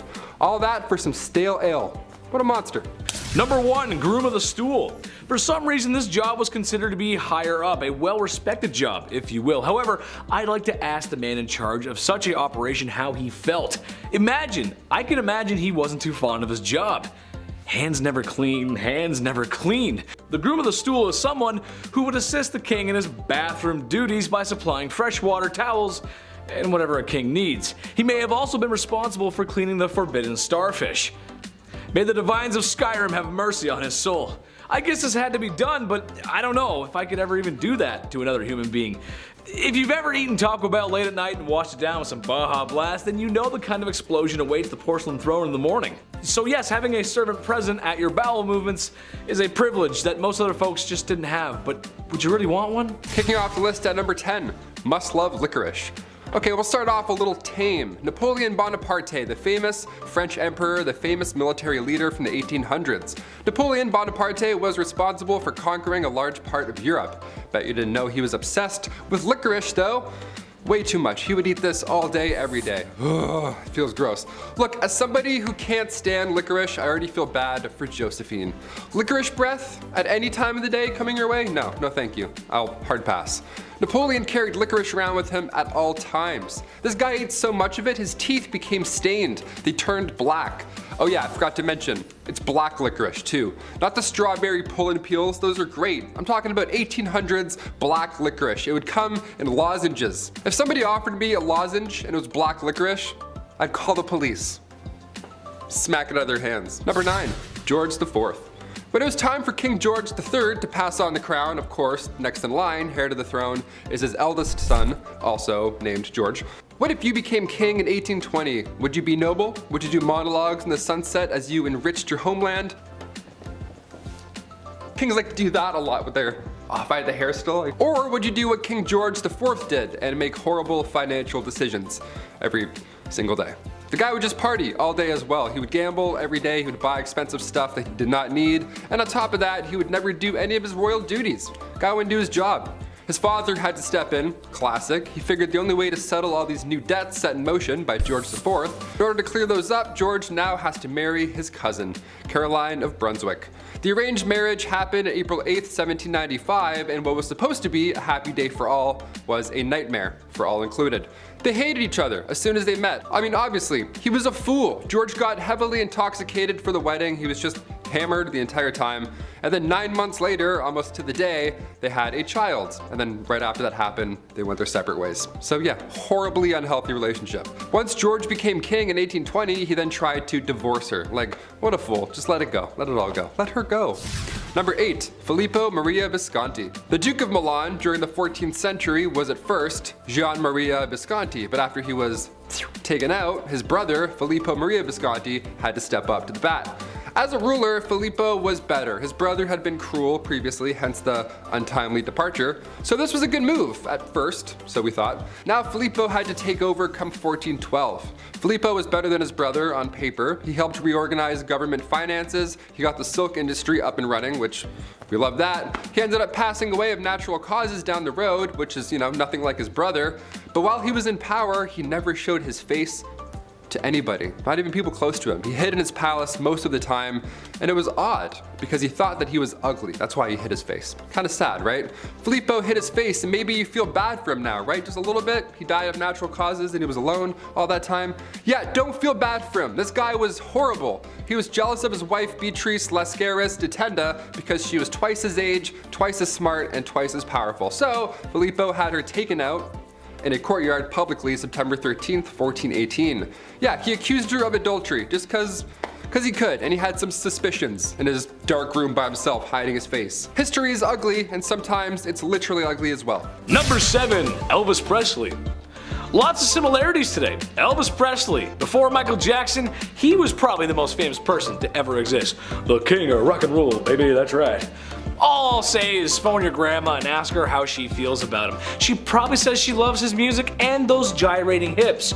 At the time, it was pretty controversial. Boy, only if they knew what was going on today. Whew. Sorry 50s atomic families. Well, being that Elvis Presley was the king and the first celebrity to be idolized the way we do with modern celebrities, he became quite wealthy. Well, with all that money, he bought some weird things, including a chimp. Everyone's buying a monkey, they want a zoo, I don't know. A mansion property he named Graceland, a pink Cadillac for his mother, and strangely enough, he bought FDR's yacht. Yeah, what? That's so weird. Good president, sure, but does it really have room for a monkey in a pink Cadillac? I don't know. Number 6, French royalty. This one is more about Marie Antoinette and King Louis XVI. It's kind of like a two-pack, kind of like a couple, but trust me, it all makes sense in the end. Again, anything they bought, it was probably the king's wallet, wasn't it? Okay, so when your country is starving, demanding more rights, and in general, life really sucks, what's the next best thing you do? Buy a $12 million necklace. Yeah, right, okay, I've said that before, sure. Okay, Chad, what else? Continue to live your opulent life on the king's and people's dimes. Sure, why not? It makes sense, okay. I'm talking too much. Well, something I learned today and something that Taylor showed me is that I guess the last queen of France was a little lonely. So what did King Louis do to fix this? Spend more time with her? Nay. Buy her a new dog? Nay, sir and madams. He had her pug from Austria imported to the country. And anyone can tell you that when something is imported, you are going to be dishing out a few more dosh. Yes, that's right. They imported her pug from Austria. Imagine how that sounds when your house is literally falling apart, you're starving, and you pay the most taxes. Makes you want to put heads on pikes. That's what it makes you want to do. Can you imagine that? We're all poor and hungry. She's like, oh, look at my dog. It's my dog. They're French, they don't sound like that, but this is my dog, look at my dog, here he is. Number 5, King of Egypt. His Majesty Farouk I, by the grace of God, King of Egypt and the Sudan, that was his full title, was disposed during his nation's 1952 revolution and spent the remainder of his days in exile to Italy. In his haste to avoid getting the Mussolini treatment, he left behind a majority of his most prized possessions. When the people got a look at what he was storing behind the walls of his residence, they were a bit disgusted to find an excessive number of expensive suits, rare stamps and coins, jewels, luxury vehicles, and many other things that I will never afford. Now, what else would he have that would be considered strange? I'll let you take a guess. Was it A, a blam blam cachet, B, piles and piles of a white substance that made the 80s fun, or C, an unsettling amount of gardening magazines? Go ahead and let us know in the comments below. I'll give you a second. Nope, time's up. If you said secret option D, you'd be right. What was it, you ask? Well, it was a disturbing amount of adult entertainment. So much so, it wouldn't even fit underneath his mattress. Man, that's a lot. That's too much. That's too much. Number 4, Peter III. Remember the last time you played with your toys as a kid? Same. And let us know what your favorite toys were as a kid. Let's see if we have some shared favorites. I'm actually curious. That's kind of a cool thing to talk about. Well, for Peter III, it was little army men, or tin soldiers I guess you'd call them. And yes, he played with them as an adult, staging mock battles. Is it the weirdest thing ever? No, it's not. But he was a king, so that's a wee bit strange. Hey, I love army men just as much as the next guy, especially those little green plastic dudes. I used to love those video games too. Very underrated in my opinion. Love that stuff. It also makes me think of that scene in Spaceballs. Enough references aside, you never really know someone until you've seen the money they've spent on their army men collection. Number 3, Ibrahim I. Fur everywhere. Ibrahim I of the Ottoman Empire was the 18th Sultan and the #1 purchaser of fine furs. Personally, I've never had any fine furs. I grew up in the trailer park and Mama always said that fur was cruel anyway, so I've never felt the luxury of fine furs, if you will. It must be nice because Ibrahim loved them so much. Like, he really loved them. His whole wardrobe consisted of them, in fact. Plus, his walls were covered in them, and apparently even his curtains. I don't do well in heat, so I'll pass on that. I'd be sweating way too much. Too much fur. Number 2, the locksmith. Who are you and how'd you get in here? I'm the locksmith. And I'm the locksmith. Classic Leslie Nielsen. God, I love that guy. I love those movies. I'd love to make one day. Or star in one. Hollywood, call me. King Louis XVI, the last king of France. We're back to him again. The man spent his time and money on something rather strange. No, not all was spent on his wife and her life. And yeah, I'm kind of putting him on the list twice, but trust me, it's weird. I mean, come on, he gave the queen whatever the heck she wanted. Well, apparently he loved to spend his time and money on locksmithing. What? Yeah, that's so weird. He would spend his time trying to get into locks and understand them. He was also stated as saying that every man should have a passion. Hey, maybe put down the locks and start helping the people as a passion. There's an idea. What a great idea. Feed the people. Instead, I'm just going to work on this lock. I'm just going to go ahead and just, yeah, almost got it. Yep. Number 1, Christian VII of Denmark. I saw this and I just had to put it on here. I mean, come on. Apparently the guy wasn't very mentally stable. I mean, who is these days? Apparently the royal spent a lot of his time waxing his carrot, polishing the flagpole, tenderizing the gabagoo, charming the snake, self-firing on all cylinders, the one-handed bedroom dance, what I did all summer long in high school. You get the point, okay? You understand what I'm trying to say. Truth of the matter is, you don't get there with a little help from Vaseline or St. Ives. The man bought time so he could be this way. The man is either a legend or a crazy person. Imagine having that much money and that much time in your day that's all you do. At number 10, the king of hobbies. Everyone has their interests, right? Like, for example, I like video games and I like watching people scream at their teammates for not helping everyone else out. I'm looking at you, Blake. For kings back in the day, they didn't have people on Rocket League to scream at, so they had to find other interests. For Tsar Peter the Great, he had a lot of interests and they were all very bizarre. Firstly, he had an obsession with short people, especially dwarves. To him, they were like his real-life dolls or something, and he would hold weddings for them and even hold lavish funerals, complete with small horses pulling a small coffin on a carriage and even a very short priest to hold the ceremony. But other than this obsession with short people, he also dabbled a bit in medicine. He liked watching surgeries be performed like he was trying to be on Grey's Anatomy or something, but when watching the surgeries just wasn't enough for him, he would sometimes perform them himself. Now remember, he's not a doctor, so it's no surprise to learn that these surgeries rarely ever went well and people died. I certainly wouldn't trust him to give me any kind of surgery, but he was a king so he could do whatever he wanted. Peter the Great also loved dentistry. It is said that if you wanted to get all buddy-buddy with the king, all you had to do was let him pull your tooth. Sounds like the guy was one heartbreak away from starting his own medical drama, but in the worst way. Number 9, banning coffee. This is the worst of the worst, people. Murad IV, Sultan of the Ottoman Empire. The guy banned coffee like an absolute monster. No more triples for you. He was born in 1612 and for the most part, his mother was ruling through him because he was so young. That's often the case with most of these young rulers. They just get, hey, you're 7, now you rule a kingdom, enjoy. It's, it's tough, they're not gonna know what's going on. But when he got a little bit older, he put forth these laws, punishable by death, might I add, in order to get things back on track. That was the key. He banned coffee, tobacco, and alcohol. He would actually disguise himself as a civilian during the nighttime and would wander around aimlessly in hopes that he would find one of these dark roast renegades. If you were caught outside having a quick smoke break, you weren't arrested, you didn't get fined, but rather, Murad IV himself would take your head off right there in the streets. No trial, no jury, just straight to execution. All because you're drinking a Bud Light Lime.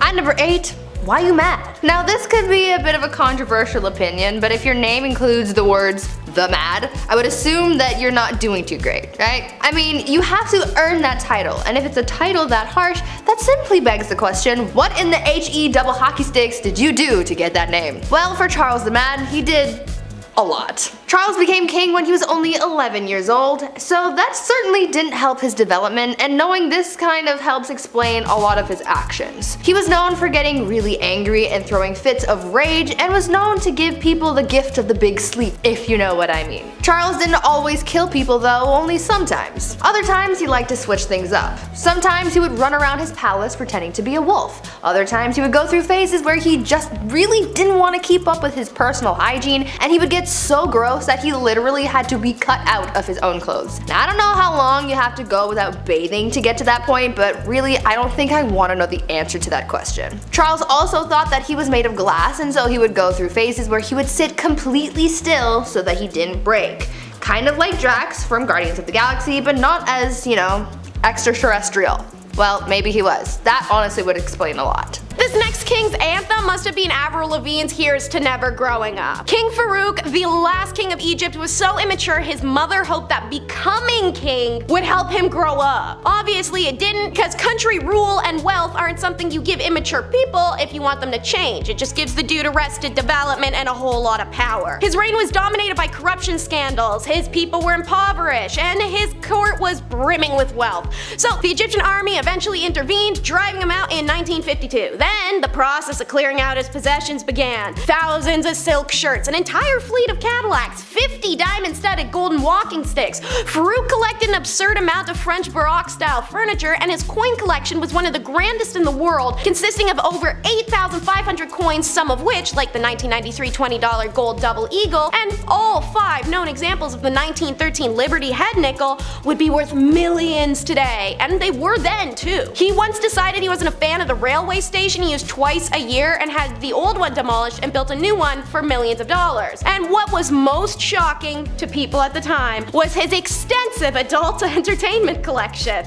At the time, the largest adult entertainment collection in the world, worth over $1 million.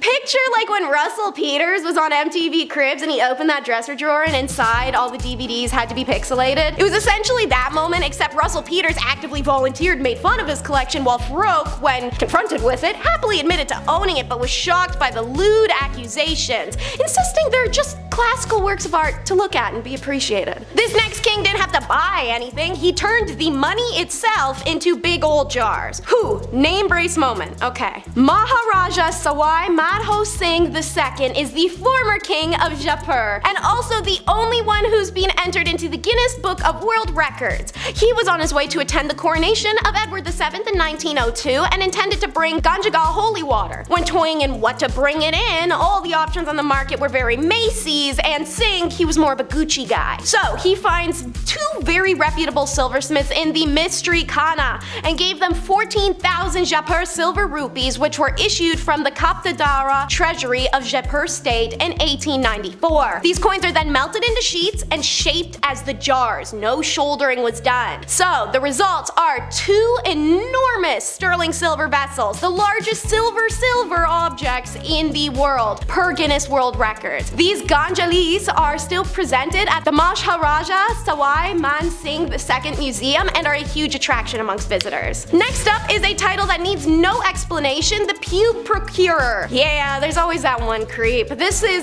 one also happens to be voted England's worst king by a large chunk of the historian community. Says a lot, seeing as his dad was the nutcase who lost America, but maybe we're just throwing stones here. If you haven't guessed already, I'm talking about George IV, notorious for 2 things, banging and blowing the budget, which started to go hand in hand after a while. On a very short list of decent things you can say about the dude, it's actually unlikely he ever forced himself on someone without consent, which, don't get me wrong, I'm not patting him on the back, that's setting the bar pretty low, but I mean, when a woman refused his advances, the series of events following would be the first 5 stages of grief, then begging, then a tantrum, potentially more begging, begging, sometimes threatening to take his own life in a very dramatic fashion, and then if nothing's worked, offer up money and jewels. Didn't matter if you're a working girl or a potential princess, he's willing to pay up the dough for, you know. Amazingly, despite not being a catch in any way and inflating to the size of the aunt in Harry Potter who floats away, women still agreed to have sweaty time with him, and they say money can't buy happiness. Sure did for Georgie. And P.S. when he died, his brothers found 7,000 envelopes, each with a lock of hair in it,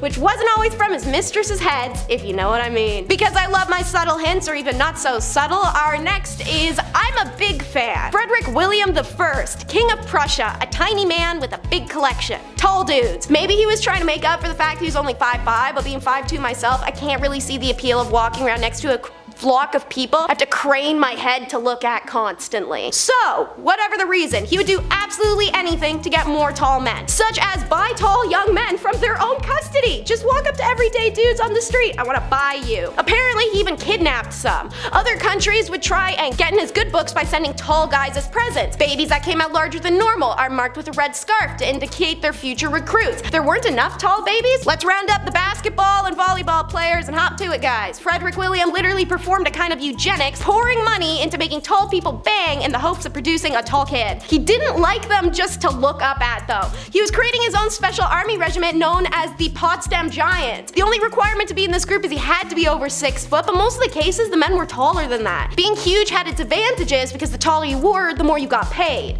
So what was the point of this very expensive, fashionable armed regiment? Not to go to war, just to cheer up the king. He poured thousands into these men and treated them like they're his favorite toys. He would have them paraded in front of him, sometimes in his own bedroom when he was sick in bed. Next up is the lick it and stick it king. So, the Queen and Prince William are said to be passionate bingo players, and Her Royal Highness used to enjoy drama novels, horse racing, and at her Scottish residence she'd host Scottish dances. Her grandfather George though, his main hobby was stamp collecting. Starting as a young prince, he continued his collection into the time as a monarch, even through the chaos of World War I. What's unusual about George's hobby was how many stamps he collected over his lifetime. 328 albums of 60 pages each. That's nearly 20,000 pages of stamps. His passion earned him the nickname the King of Philately, which is the proper name for stamp collecting, and I can't tell if I'm saying it right, as literally nobody would know because this may truly be one of the most vacant-brained hobbies imaginable. Anyways, George becomes like a celebrity to other stamp collectors, and he's elected the vice president of their Royal Society of London Stamp Collecting Club in 1893. So in 1905, while he's still a prince, he set the new record for the most amount spent on a stamp. Roughly $220,000 US today. A quarter year later, knowing the prince was an active part of the stamp community, asked if he'd heard that some damned fool had paid as much as over 1,400 pounds for one stamp. The prince got that sick moment of getting to turn around and say, yes, I was that damned fool. This one king bought so much dumb crap, it's essentially a grocery list of the obscene. So, Henry VIII, the one who smokes his wives and was full of aggression. We recently did a video on him called the Top 10 King Henry VIII Facts You Never Knew. So, if you're interested in learning more after what I tell you about what he hoarded, maybe go check that out. So, what are some of the things on Henry's stupid purchase list? Purple bagpipes. Although he didn't write green sleeves, Henry was nevertheless a talented musician and composer and was able to spend a few £1,000s on that bad boy. A personal favorite that I learned was probably the bowling alley. Built after the birth of his son Edward in 1537, this massive expenditure was almost 200 feet long, and it was more than 3 times the length of a modern 10-pin bowling alley. Records show in 1526, Henry commissioned a pair of leather football boots that cost 4 shillings. Nowadays, that's a couple thousand. Hilariously, 14 years later in 1540, he banned football. You know what you should spend taxpayer dollars on? A codpiece so big you can hide a weapon in it. Henry is credited with popularizing the peculiar Tudor fashion for the enormous exaggerated codpieces, which during his reign established themselves as symbols of a man's virility and masculinity. The king, of course, had to have the biggest codpiece of all, and towards the end of his life, Henry's codpieces became so roomy, he could literally have glorified pockets and keep jewels and other valuables and even small weapons in there. Last but not least is 2 kings and a rager. In 1509, Henry VIII, England's most famous monarchs, ascended to the throne, ensuring the Tudor succession after his father. After almost a decade of rule, the young king agreed to follow the advice of close advisor Cardinal Wolsey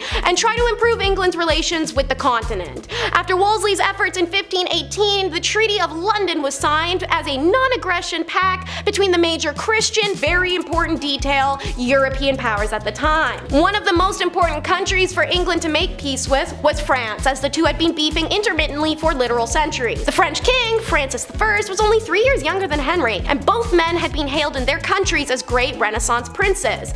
Naturally, these two dudes are gonna be curious about what each other's like, and they wanna meet. And for two dudes who are young and rich, what better way to meet than throw in a rager? A date is set for June of 1520, and what would follow is probably one of the greatest parties ever held. The meeting was an excuse for both Henry and Francis to show off their wealth of their kingdoms, and by proxy, their power. So the Field of the Cloth of Gold occurred on the 7th to 24th of June 1520, named after the gold material used for all the tents, all the costumes, and the decorations at the time. And it was 2 weeks of games, feasts, tournaments, and balls that cost the equivalent of no less than $20 million today between France and England. Between the 7th and the 24th, around 12,000 members of royal houses, nobles, guests, and servants gathered in the fields of northern France to spend dreamy days and nights in temporary palaces built of brick, timber, cloth, and glass. Guests enjoyed delicacies made from 29,000 fish, 98,000 eggs, 6,475 birds, 2,200 sheep, and endless glasses of wine.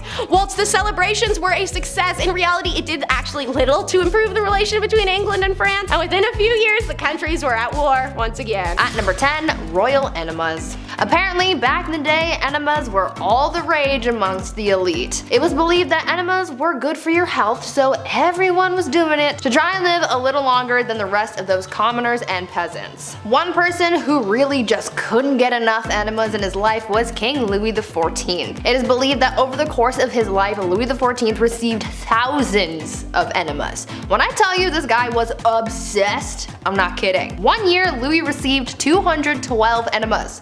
In just the 1 year. And of course, he had to make his enemas a little jazzy and couldn't just use water like any other person. Oh no. My guy was using things like almond milk. His enemas were also sometimes scented with orange or rose, and sometimes even colored just to make it a little more special. To get an idea of just how obsessed the elite were with receiving enemas, just think about the fact that a French duchess once received one during a court ball. The duchess was in the middle of having a conversation with Louis XIV, and during this conversation, one of her maids came over, snuck under her dress, and gave the duchess an enema on the spot. Ew.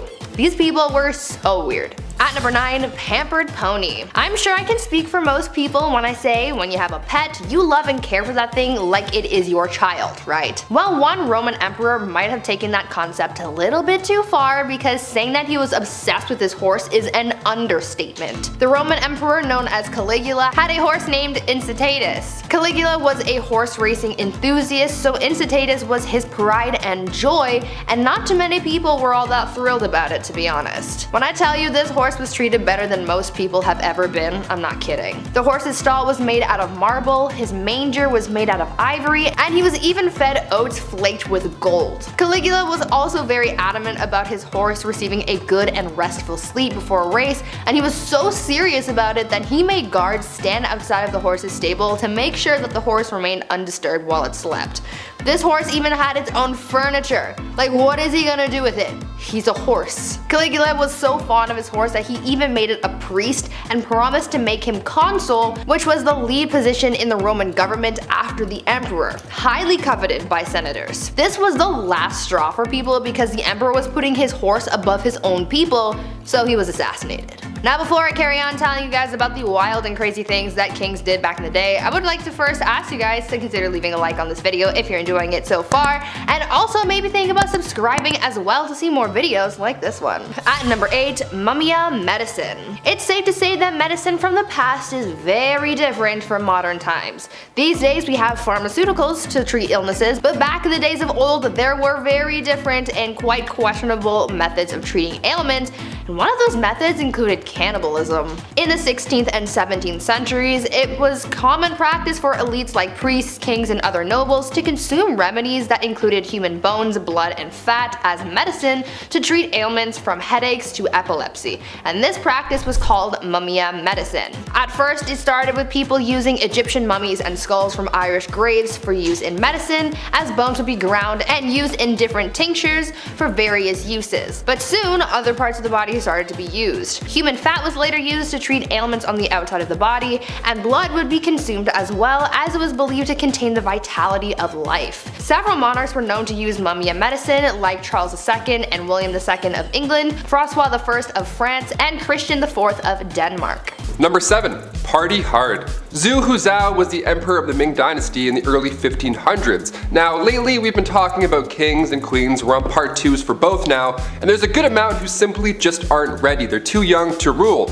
Like Joffrey from Game of Thrones. Kings like that actually existed. They were horrible. They were young, they were too young to know what was right and wrong. Plus, they usually have some corrupt parents whispering in their ears the entire time. Zhu took the throne at just age 14, and for a while, ministers were confident that he would grow into the role and become the leader that he was born to be. Well, when he got older, he transformed a zoo just outside of Beijing. He transformed it into his own personal brothel.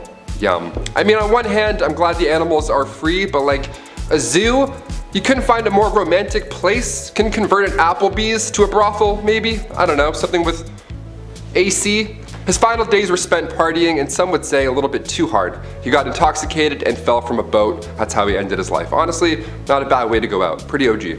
At number 6, love game. A lot of kings and queens throughout history have been known to engage in the horizontal hustle a lot. I mean, when you're a ruler of a kingdom, you don't really have much to do in your spare time, so what else are you gonna do? Play a board game? No. These monarchs were getting busy all the time, but there was one king who was just so obsessed with getting a good old pickle tickle that it just became his whole personality. King Philip V was known to be a nymphomaniac, and he liked doing the deed a lot, but because at the time, the Catholic Church said that having sexy time with anyone but your spouse was a sin, the king and his wife were getting busy all the time. Eventually, his first wife caught on to how to use this to her advantage, and she would often refuse to sleep with him until she got her way with anything she suggested or demanded from him. You would think that he would catch on to this game, but maybe his urges were just so strong because he always caved and gave her what he wanted. Obviously, this man did not follow Hoodville.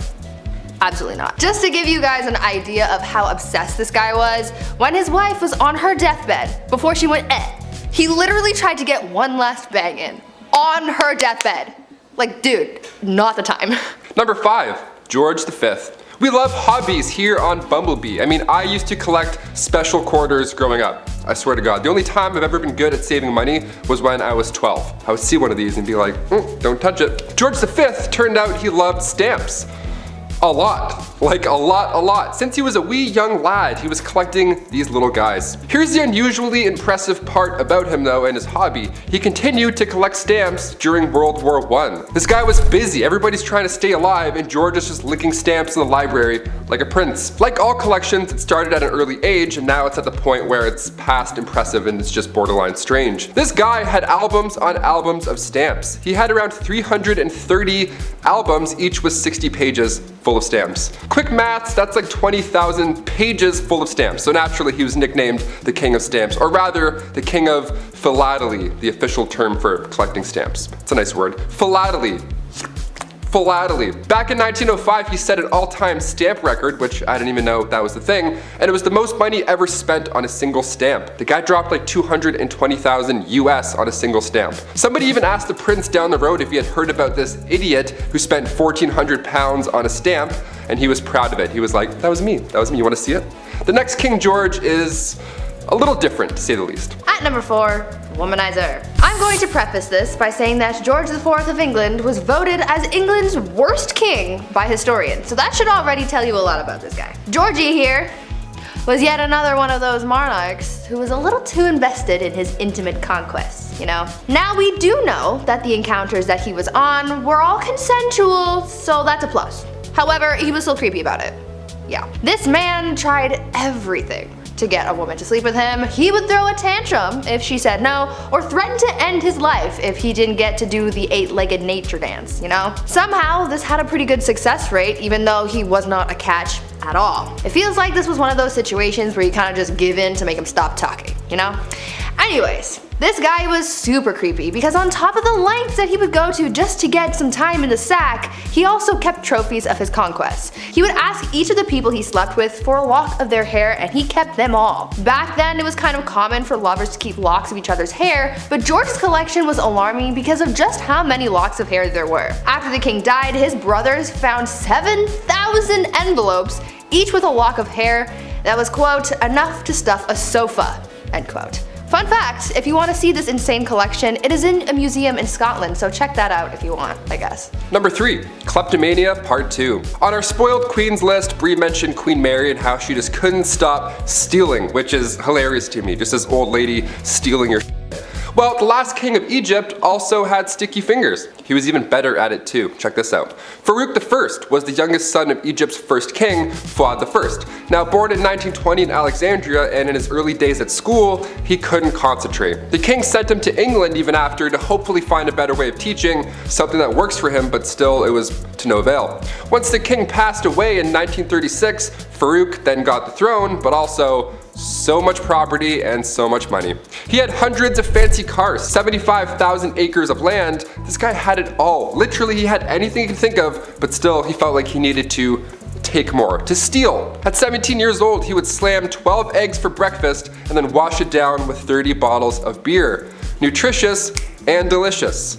Horrible. On top of the fact that he loved to steal, he was the biggest hoarder. So he had thousands of shirts, randomly. He also had 50 diamond-studded walking sticks for some reason, and like a prince such as myself, he too collected coins. I mean, his collection was much nicer, but still, great minds think alike. Spoiled minds think alike, rather. Oh shit, this is eye-opening. One of the most bizarre facts about Farouk was he pickpocketed Winston Churchill once. He took the guy's watch.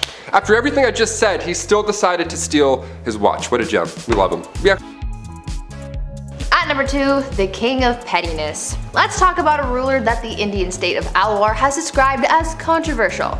If his own people are calling him controversial, then you know something's up, and boy, you better strap in because you're in for a wild ride with this one. Maharaja Jai Singh was pretty eccentric in a pretty dark way. He was known to have a temper and act on impulse, and he did some very questionable and downright scary things. He was known to be very competitive and hated to lose. One time while playing polo, he and his team lost, and so in retaliation he blamed the horse he was using and made the horse get extra crispy. He fired his horse. I'm sure you know where I'm going with that. If not, use your noodle, I don't know. Unfortunately, the cruelty towards living things didn't stop at animals, and he was also known to kidnap women from the streets and go all criminal minds on them. On a slightly lighter note, though, the Maharaja was also known to be very petty. Once he went into a Rolls-Royce dealership, and the person working there thought that he was broke and ignored him. Thinking that this was insanely rude, he bought 7 Rolls-Royces, sent them back to India, and used them to pick up garbage. This guy was really just doing the absolute most. And coming in at our number 1 spot, King Ludwig II. Home renovation shows rock my world. I can watch Love It or List It for months at a time. It's the dream, building your own home one day, and if you're a king, well, it's pretty easy to get that done. In our Spoiled Queens Part 2, I mentioned a princess that had a house made of ice, literal ice. Well, King Ludwig II had numerous castles built to resemble fairy tales. Literally, like fairy tales. I gotta admit, I kind of love this a lot. Ludwig was only 18 when he became the king of Bavaria in 1864, and then he had castles, like castles, more than one, built after he was inspired from romantic literature and spending some time at the opera. The kid was a dreamer, you gotta love it. He would spend his nights in one castle looking through a telescope at his new castle being built, so he would just watch it all night. That's like the king's way of waiting for your Amazon delivery. Just standing there, just like, oh, it's coming. 17 years and it's done. Just 4 years in, he designed his own castle, and to this day, it's one of the most photographed places in the world. Neuschwanstein Castle. Go check it out. It's literally a paradise. So the first one is 800 dogs. Yeah, that's it. That's it. This man right here, 800 dogs. Why? Maybe he want to star in his own remake of Air Buddy franchise, but with a Bollywood twist. I'm not sure. I'm not him. I don't know. And who is he? The Maharaja of Junagadh, Muhammad Mahabat Khan III. Now that is a name. Alright, so that title in Sanskrit means great ruler, but I think last ruler is a little bit more accurate because that's exactly what Muhammad was before his negligence in decision making during the Indian independence of August 1947 put him out of job. He screws up spectacularly, chooses that Junagadh should accede to Pakistan, and quite literally gets ran the hell out of Junagadh by Indian government. He lives out the rest of his life in exile, but enough about the man, let's hear about the dog. So, as mentioned, 800 is a real guaranteed number, but varying accounts actually say he may have owned as many as 2,000 dogs in one time period. Each dog had its own personal room in the palace, fitted with furnishings, their own servant, and of course phones, so that the dogs can call each other. I don't know. Dog died, state of mourning's declared. 2 dogs bang one out, now there's a new litter of puppies. Gotta make sure they're married, so it's not bastard puppies. This man reportedly spent 20 lakh, aka 2 million, on a dog wedding and proclaimed it a state holiday. He's done the same for their birthdays as well. This next story can be abbreviated simply to the PPVRM. What's that stand for? Peppy, the pygmy, and the very rich man. Harkov was one of history's earliest explorers, 4,000 years ago in the 23rd century BC. He made his living wandering out into uncharted lands. But on his 4th expedition into the unknown, the pharaoh's scribe had messaged him to drop everything and return at once. Harkov had sent a letter to the king some time ago describing a friendly pygmy clan Harkov had encountered. The pharaoh at the time, Pepi II, who was an 8-year-old nightmare child, who'd you know, happened to be obsessed with pygmies, and quickly wrote back. You said in this letter of yours that you have brought a pygmy of divine dances from the land of the horizon dwellers. Hurry and bring that pygmy you have brought alive, happy, and well for the divine dances to gladden the heart, to delight the heart of the king. Such was life under the rule of an 8-year-old, so Harkov returned to Egypt, pygmy in tow. But all of the letters from the pharaohs, this letter from Pepe meant a great deal to Harkov. He literally had it engraved on the walls of his tomb. This was a dude who discovered the lands around Egypt far and wide, served many pharaohs, and even single-handedly talked a kingdom out of war. So why so gassed over delivering a petite person to a child? Pepe loaded Harkov up, that's why. Homeboy spent the rest of his life as an incredibly wealthy and powerful man through that payment. After a lifetime of discovering distant kingdoms, opening trade routes, and bringing back exotic discoveries, Harkov finally made his fortune just by entertaining a child. I would have been grinning ear to ear too, dude. This story is a Bumblebee classic because this king is a pure kook. Next up is a literal Disney castle. What Ludwig II really loved was castles. Sure, he already had a bunch, but he wanted more, and he wanted them to look like they just came out of fairy tale pop-up books. So much so, he didn't actually hire real architects. On more than one occasion, castles were literally designed by an opera set designer, ripping Ludwig off for being such a nitwit fanboy. One was supposed to be a replica of Versailles, another was a weird combination of styles,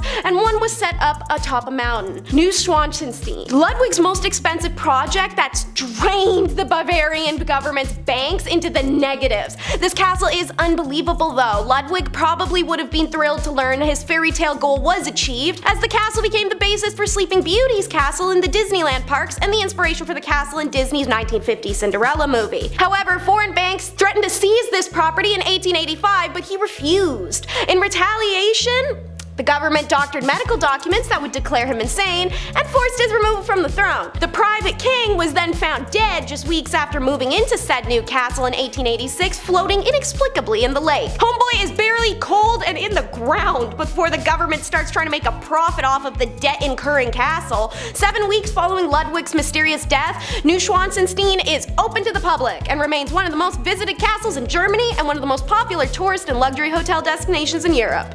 At number 7, kissing sheets. For thousands of years, monarchs worried about the threat of being poisoned by their enemies, and so they thought of an array of precautions to take in order to prevent being taken out by some kind of spicy death sauce or something. Many monarchs hired tasters to try their food before it was given to the king to make sure that it wasn't poisoned, but some monarchs were also afraid of being poisoned through something that they touched. This is why Henry VIII hired someone with a very important job to make sure that his bed wasn't poisoned. The person who was tasked with making the king's bed was also required to kiss every part of his bed in the morning. They would kiss the pillows, sheets, and blankets to prove that someone hadn't smeared poison on it. The king was also concerned with people poisoning clothing too, so his clothes as well as his son's clothes were also tested for poison before getting dressed. At number 6, eternal youth. I know that there are a lot of people out there who want to live forever. I am one of those people. I am afraid of dying, but I also want to see what humanity will look like many years from now until the sun consumes the earth. Unfortunately, that's kind of impossible, at least for now, until we come up with some kind of way to make people live longer. But this idea of prolonging your life has been around for thousands of years, and one Chinese emperor was super obsessed with the idea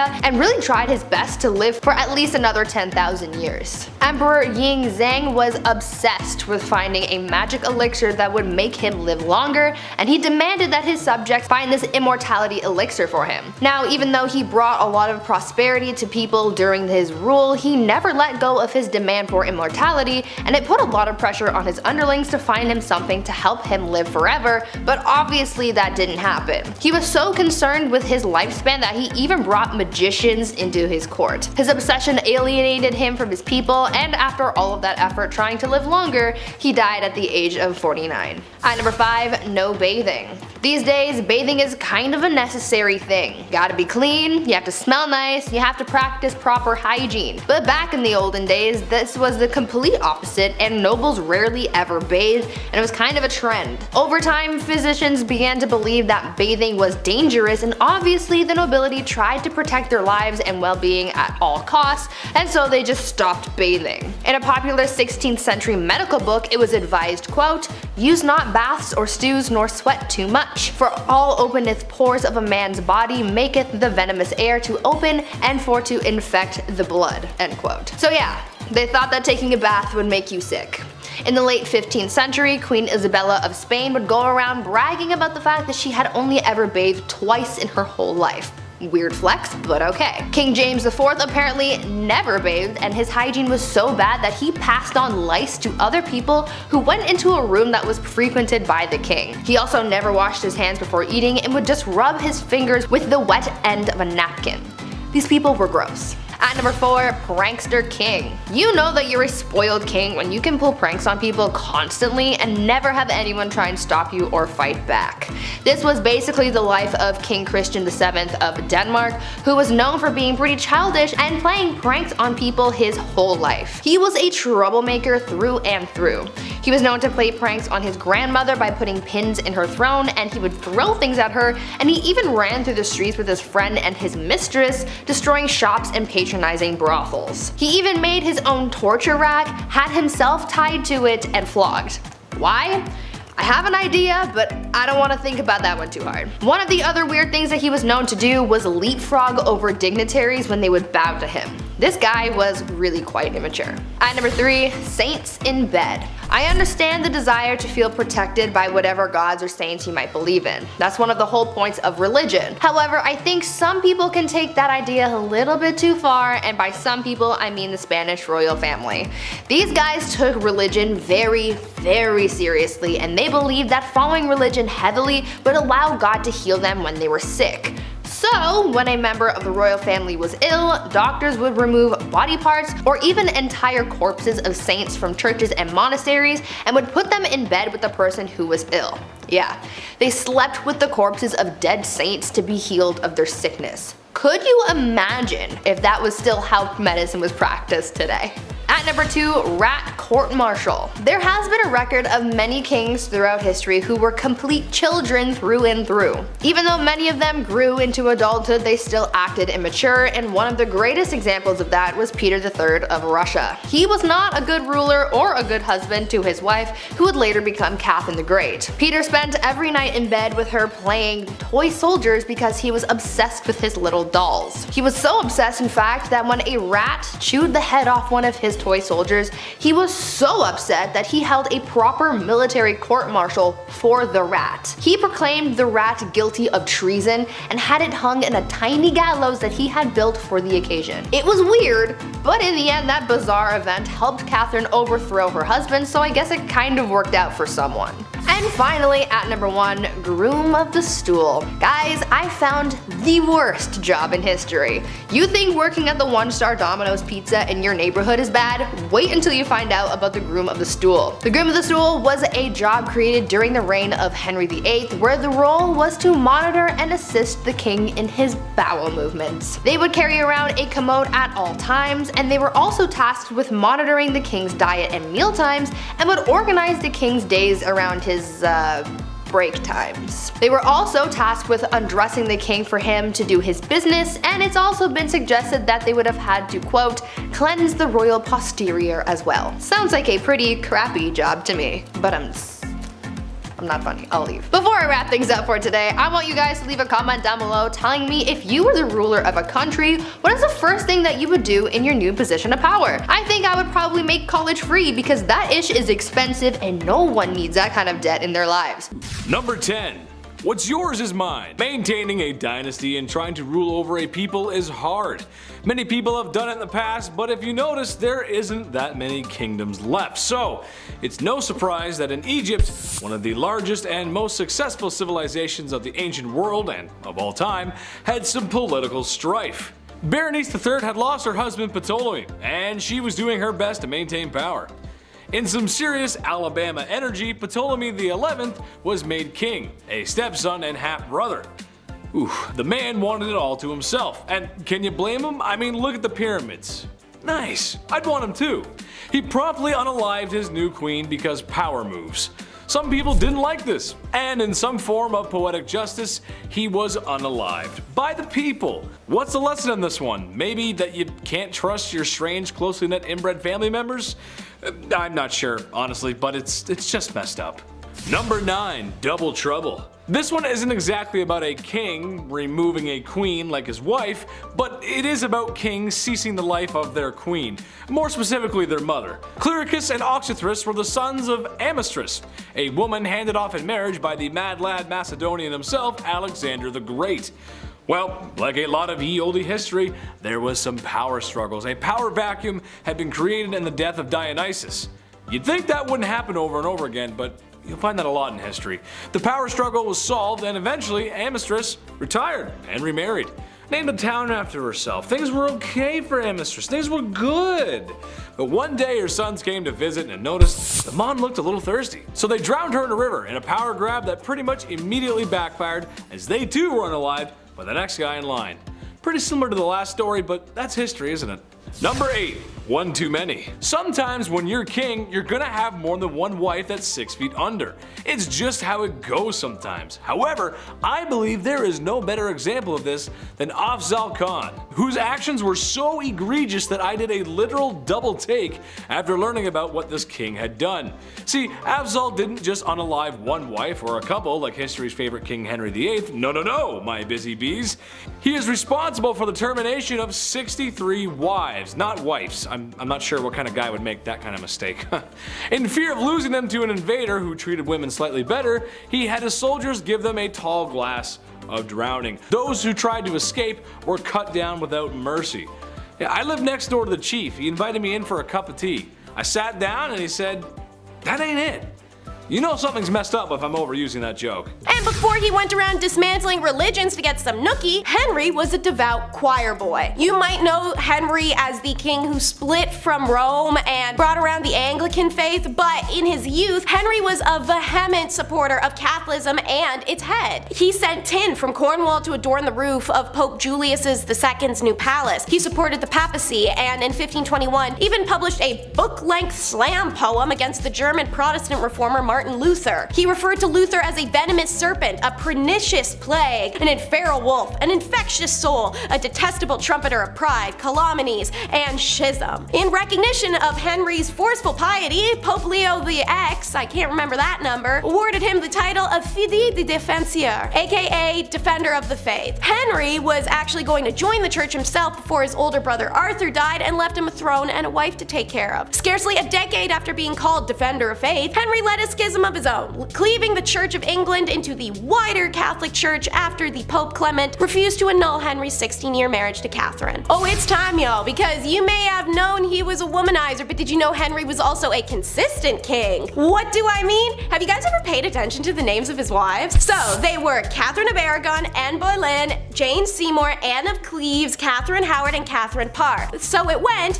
Catherine, Anne, Jane, Anne, Catherine, Catherine. I feel like if Henry had lived longer, there would have been another Anne and a Jane that would have come along, and then another Catherine, Catherine. Ironically, Jane Seymour, the middle wife and the only unique name in the bunch, was Henry's favorite, but more on that sappy tale in a bit. There's a common belief that Henry married and discarded his 6 wives in quick succession, but that's not exactly true. When Henry's older brother died, he inherited a kingdom and a wife, Catherine, and they remained married for nearly 24 years. During that time, Catherine was faithful to Henry, but Henry was sticking it in any lady he could find, except Anne Boleyn, who made him wait. So his answer, annul a whole marriage just to get some. But as mentioned, Pope wouldn't do that, so Henry had to start a whole new religion just so he could. Guess he shouldn't have done that, because Henry gets so desperate to end the relationship with Anne, he makes up allegations, maybe history's rocky on that, of adultery and treason, and had the marriage annulled and her beheaded. Jane had served as a lady-in-waiting to both Catherine and Anne, and I kid you not, Anne and Jane had gotten in actual fistfights because of Anne's jealousy, so just picture a 15th century catfight. On October 12, 1537, Jane gave birth to Edward, their only male heir, and then died from complications due to the birth several weeks later. This is the only woman Henry had actually truly loved, and the loss decimated him for 2 years. His next wife, another Anne, catfished him with her portrait. Turns out she's ugly, and they amicably divorce after 6 months, so she lives out her life in comfy luxury in the country. Smart woman. The next Catherine was all young and hot at the time when Henry was repugnant and unable to walk, and it was more of a classic sugar baby situation. She cheated a bunch and got beheaded. The final Catherine was a grown-up, mature adult woman, shockingly a widow or two, and of all of Henry's wives, Catherine had the most influence on the court culture, religion, and role of women, and she also persuaded Henry to restore his daughters Mary and Elizabeth to the order of succession. When you marry that many women, however, it's actually easy to see where his heart laid. Years before his death, Henry made plans to build a monumental tomb for himself, but also Jane Seymour. She truly was his favorite queen, the one woman he definitely loved, and the mother of his only surviving male heir. Henry went as far as to confiscate a black marble sarcophagus that was originally intended for the powerful churchman Cardinal Wolsey to be used at the center of their tomb. The monumental tomb was in the works for most of his time on the throne, but during the tumultuous years after his death in 1547, it was never completed. So Henry and Jane were left to rest in peace in what was going to be temporary lodgings in Windsor Castle until said monument was all wrapped up. But it never did, and the kingdom was so bankrupt that it didn't really ever come around. So, completing it seemed a little impractical. It had been a long time, and Henry's intended tomb is now actually home to another famous figure. 2.5 centuries later, the sarcophagus became part of an ornate national monument, the final resting place of Horatio Nelson, the great British naval hero of the Napoleonic Wars. Anyways, on to his children, because these poor guys were nearly victims of their dad's dirty plan. For the longest time, Henry didn't have a legitimate male heir, so he decided to concoct what, had it come to fruition, might have been the grossest marriage ever, although I feel like the Habsburgs would hear that sentence and as a challenge say, hold my beer. Anyways, Jane may have popped out Henry's only official heir, but he did have an illegitimate son by his mistress. Henry Fitzroy, a surname that literally means son of the king, so a hilarious thing to name your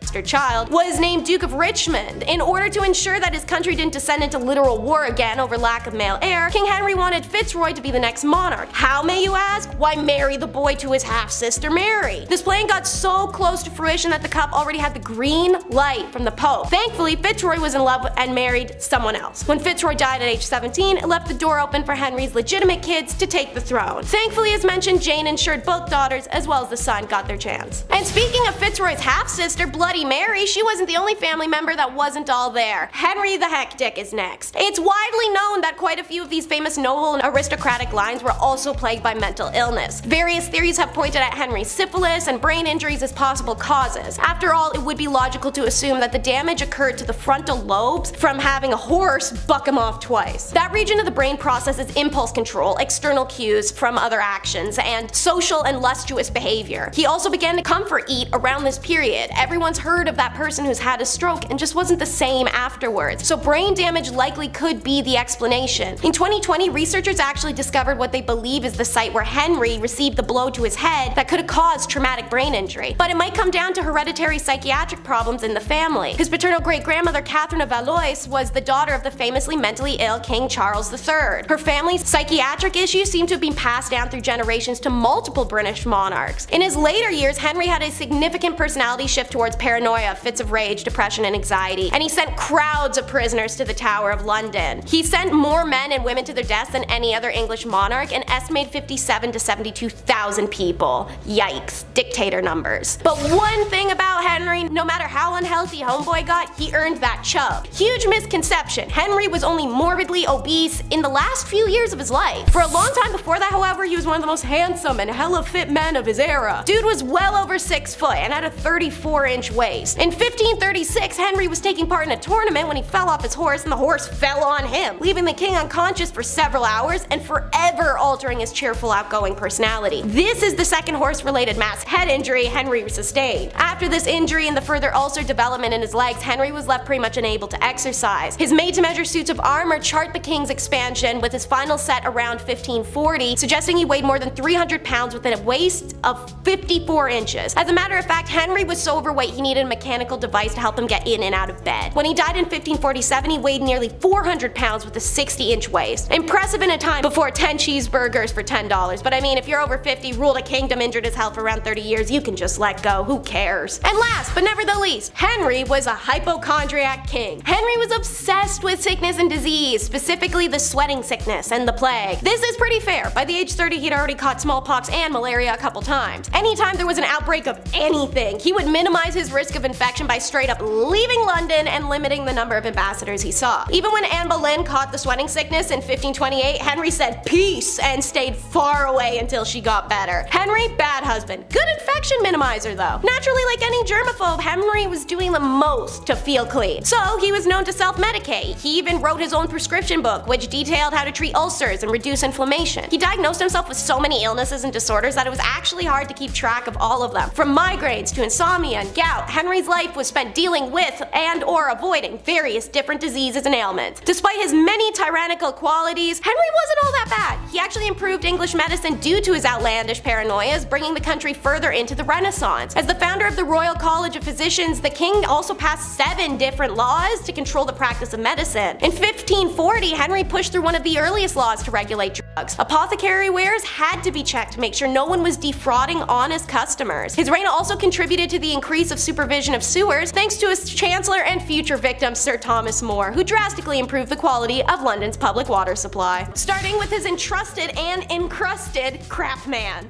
In Henry's court, his servants vied to be as physically close to the king as possible at all times. In case you aren't aware, especially towards the end of his reign, Henry was a tad bit of a lunatic. The more he liked you, the less likely you were to die for looking at him funny on a bad day of his. But naturally, the monarch reserved the honor of being close to his royal person only for a trusted few people, the grooms of the stools. No, not his counselor, personal butler, none of his advisor, the guy that wiped his ass. And during his reign, only 4 men got the gig of groom of the stool, the most physically intimate position and therefore the most honored of his attendants. These grooms not only helped dress and undress the king before and after the bathroom and, handled the poop brush for him, but in an insane twist, they also controlled public and personal access to the monarch and some of his finances. They even had power over a stamp of the king's signature, which is a major financial tool. Imagine being one of his wives and having to ask the guy who wiped your husband's if you can talk to him, and he says no. But if he could afford that kind of luxury employee, why was he called the copper-nosed king?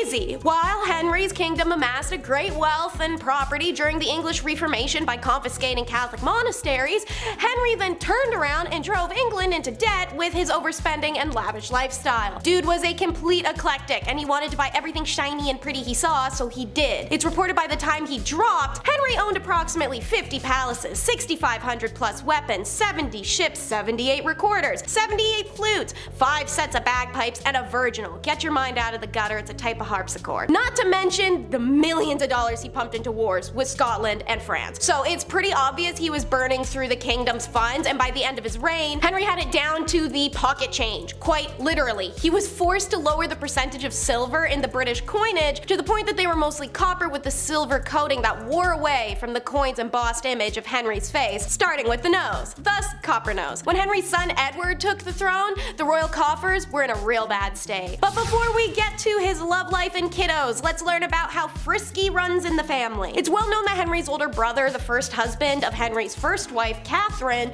died young. But did you know he had 2 royal sisters who made his life a living hell for fun? Henry's older sister Margaret was just as feisty as her brother. She was sent to Scotland to marry that country's king, James IV, at just 13. She did produce an heir after a couple years, the future James V, but her crappy adulterous playboy spouse didn't live terribly long. So, as a single queen, Margaret wanted to keep up her luxe lifestyle at her brother Henry's expense, which he did not love. Maggie battled it out with the Scottish nobles over the right to serve as her son's regent, but she fell for and married another Scottish noble, the Earl of Angus. Henry's other sister, Mary, had some equally troublesome marriage issues, at least for Henry. He married her first to the elderly King Louis of France, but that monarch passed away very shortly after. A smart woman who recognized being married to a literal senior could kind of work in her favor made Henry promise her before her marriage if she was to be widowed, her next husband would be a man of her own choosing. Henry agreed, which hilariously was a bad idea but only for him because now a widow, Mary chose to wed a commoner who was Henry's best friend, Charles Brandon. The king was furious that Mary would marry against his will since he had no intention of keeping his promise to her, and that her second wedding took away the opportunity for him to make alliances using her. But Mary and Brandon told him to suck it and stayed married till her death. Their descendants included the Lady Jane Grey, the infamous 9-day queen. Number 7 is how one man changed the line of succession for the psychologist's wife. Peter the Great was in many ways a wonderful sovereign. Passionately committed to both his country and his own education, he spent much of his imprisoned childhood learning army tactics and designing ships. As an adult, he toured Europe, learning about the latest advances in science so that he could bring them back to Russia. Peter the Great was pretty great. But like many with great intellect, he'd take it and his impatience with those who didn't understand it a little too far. When he was learning dentistry, he would practice on nobles without their consent. When a group of attendants were upset while watching the dissection of a corpse, he ordered them to walk up to the corpse and take a bite out of it. His childhood traumas also made him fanatical about loyalty because Peter was the child of the former Tsar's second wife and had to watch the relatives of the first wife throw his family off a roof. Peter became so serious about this loyalty, he had his own son tormented to death for temporarily fleeing to Sweden. One person he trusted though was his wife Catherine. Catherine was a Cinderella story that emerged from a horror movie. Eventually, she met the Tsar, who became enthralled with her, and Peter had fits of terror due to seeing his family being tossed off the roof as a kid, and during those fits, Catherine was the only one who could soothe him. So, with his love of loyalty and pride in family, Peter decreed that the Tsar should be able to name his own successor, and that's exactly what Catherine was when Peter died. For number 6 is 2 for 1, a king and a queen. Let's call it the creation of Catherine. Hilariously, this couple's names were also Peter and Catherine, but unlike the previous set, who loved each other, these two were flighty nightmares. Peter was a bit delayed. With no parental contact and a crap upbringing, the dude developed into a creepy blend of child and sociopath. He didn't consummate the marriage to Catherine literally ever. This poor girl gets shipped from Germany to play toy soldiers in bed with him for 9 years. He also tormented animals in training a pack of hunting dogs by beating them and conducting military trials and hangings for the rats he found eating his toys. This guy's brain was so pea-sized that knowing the king liked watching fire, a minister set his own house alight to keep the king distracted while Catherine was giving birth to their definitely illegitimate child. While most crazy tsars kept their throne for illogically long, Peter got deposed pretty damn fast. Why? He was crazy like a Prussian, not like a Russian. He was meant to be the Swedish heir, and he was raised to dislike Russia. Smoking Peter meant it was time for a lady leader, and Catherine, who was actually born in Prussia, had spent the first few years of her marriage vigorously Russianizing herself and cultivating the Russian army, who preferred a Prussian that had decided she was Russian to a Russian that decided he was Prussian. Number 5, we finally leave Russia on to France, who signed up for centuries. Centuries of what? BS. You're in for a ride. So, Charles IV was the king for effing ever. During that time, a united, prosperous, and powerful country fell into civil war and chaos. Charles began having spells not too long after his brother thought it would be funny to light all the king's friends on fire while they're dressed as wild men, which for some reason incorporated tar. Charles became convinced he was made of glass and would shatter if he moved too quickly, so he would hardly move for hours on end. He became incoherent and paranoid. During these spells, Louis, his brother, became the de facto king. This made him a formidable opponent. Anyone who would make a move to weaken the Count of Valois would find a month or so later they were the enemy of the acting king of France. One night, John the Fearless, Duke of Burgundy, decided to put an end to Looney Lewis. He hired a group of conspirators to hack him to death in the street, which they did, but while still wearing their work uniforms like it's goddamn amateur hour. So it's not long before people found out exactly who killed Lewis, and the nation falls into civil war. John the Fearless went to the English for military support, which they happily gave him in exchange for land in France. Charles the Mad had to declare an English king the heir of France to help end the drama, but the treaty doesn't hold because of turmoil in English court, and it gives England and France an excuse to go to war for what? The next 100 years? Number 4 is our girl, the last empress of China. A little luck gets her journey started. As a low-ranking concubine to the emperor, she gave birth to the emperor Xianfang's only son in 1856, a feat his wife, the empress, couldn't accomplish. The emperor immediately raised her status, gave her a privileged life, and made her son, Emperor Tongzi, the heir. After Xianfang died, when her son was just 6, the new empress Cixi orchestrated a coup grabbing the power from a council of elders. Once Tongzi ascended, Cixi became a empress dowager and a unusually powerful joint ruler. After Tongzi died very suddenly without an heir, Cixi had a backup ready and installed her 4-year-old nephew. This consolidated her power yet again, and she served as the de facto leader of the vast Qing Empire from 1861 until she died in 1908. During her reign, she stomped out rebellions, civil wars, and supported the self-strengthening movement, a period of institutionalization, economic, and military reforms, which helped transform China from an aged society into a more modern superpower on a global scale. Now over to the Ottomans for number 3, which will be coming out of the cage be doing not so fine. Our tale begins with a group of brothers, the most prominent among them being Ahmed I and Mustafa. Ahmed puts his brother Mustafa in the cage, a tower with no windows, a brick wall built over the door, and no human contact. Don't be scared, guys. This is what all Ottoman empires did with their siblings. They also disfigured their faces sometimes. Pick your poison. So, Ahmed craps out a few sons, then drops at the age of 28. So out of the cage Mustafa came, 14 years after being put into basically an above-ground pit. What could go wrong? Well, you could argue it's kinda odd. He walked around with 2 naked servant girls at all times, but the real problem was he had a habit of giving important positions to random people he met in life. Without a strong, organized central government, the empire started to crumble. Back in the cage you go, but with 2 women this time. He was replaced by Ahmed's oldest son, Osman. The young man might have made a decent ruler, but he banned drinking and smoking and intercourse in the army. Do I need to explain the problem? Anyways, they sentenced him to death via the boy crusher, which you can learn about in my video, the top 10 brutal punishments from the Ottoman Empire. Out of the cage came Mustafa again, and at this point he had a habit of sitting and giggling to himself. In between giggle fits, he'd go around looking for his dead nephew, forgetting the man was dead, and when he was told he had other ones, he'd kill them. He also went back to his old tricks, appointing random people to important positions, and the officials in the provinces were one step away from declaring themselves local kings. Put a cap on thing, the Safavid Persian Empire attacked and grabbed what's now Iraq. Back into the cage Mustafa went. Still in the Ottoman Empire, number 2 is bankruptcy and a 2-decade war. Someone had to succeed the cage man, and that was what Murad IV did, one of the nephews that Mustafa hadn't killed. Maybe because the dude was ruthless. His last act before dying was ordering the death of his last surviving brother. He had nothing against Ibrahim, but he simply believed that their line was cursed by madness and needed to be annihilated. Sadly for 279 women, as you'll learn, Ibrahim's mother successfully pleads for his life. Ibrahim spends his entire life in the cage with only occasional contact with people. He came out with what can be tactfully described as a lust for life. Made frantic by years of deprivation, he acquired everything like an animal, including 280 concubines in a harem. One day, he saw a cow's hoo-ha and had a cast made of it and circulated it through the empire for a woman that matched. When he found her, she became his favorite concubine and he named her Sugar Lump. Sugar didn't care for competition, so she told the psychotically jealous Ibrahim that one of the other women in the harem was unfaithful, but only she didn't know which one. Ibrahim's answer was having all 280 tied up in sacks and thrown into the Bosphorus River. Only one survived when her sack came undone and she was taking aboard a French freighter bound for Paris. What finally did Ibrahim in was fanatically acquiring all the golden jewels he could, pulling from temples and threatening ministers. Then Ibrahim started a war with Venice. He soon couldn't pay the Janissaries and they sent him back to the cage. The war with Venice outlasted him by 22 years. And last but never least, number 1 is the Bumper Car King, aka the story of how Justin II lost half of Italy while playing bumper cars. Yeah, real story.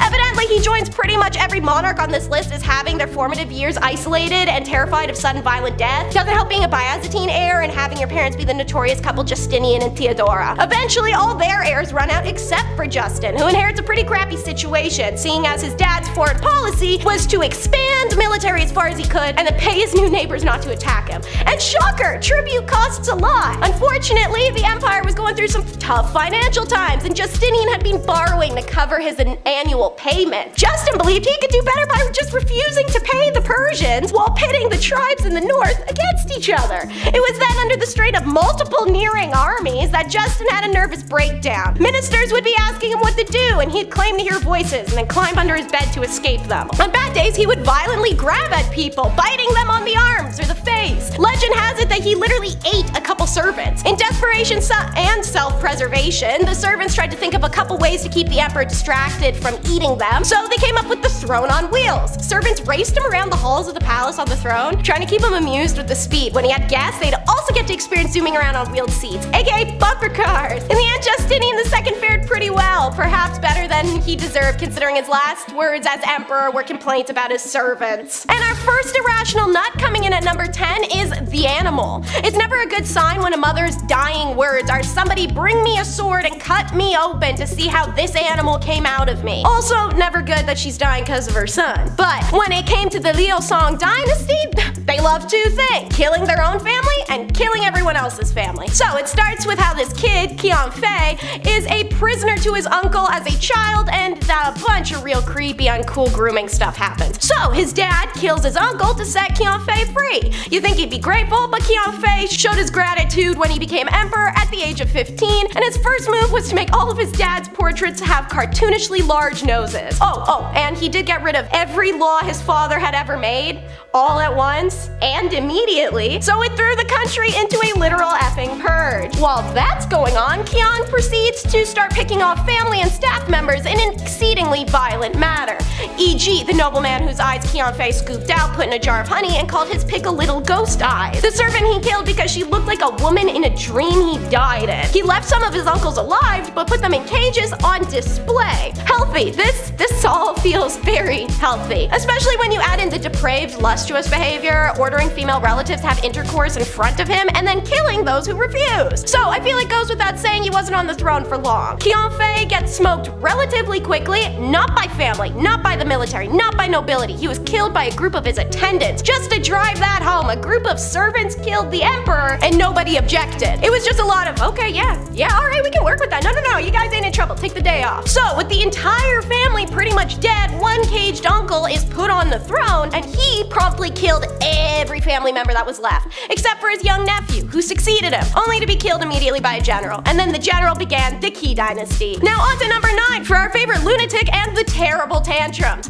This whole video could have all just been czars. These rulers were raised under conditions that guaranteed to make anyone a sociopath. Ivan the Terrible's father died when Ivan was only 3, and his mother was poisoned when he was 8. During his younger years, corrupt noblemen governed the land and starved, beat, and neglected Ivan and his brother. He, in turn, took his anger out on small animals, which he would throw off of the roofs of palaces. Good practice for that time as a teenager when he pimp walked his ass into the throne throne room, chokeholded the nobleman leader, and physically threw the man to his trained and hungry hunting dogs. You think that's bad? Psycho behavior, lightning round, baby. Let's go. So, when Ivan suspected a nobleman wanted the throne, he dressed the man as the king, put him on the throne, and gutted him there. Ivan created a special police force that dog heads hanging from their saddles and could kill anyone at any time in public. Once when Ivan heard a rumor that a town called Novgorod was rebellious, he killed every single person in the town, and then sewed the town's archbishop up inside a bear skin,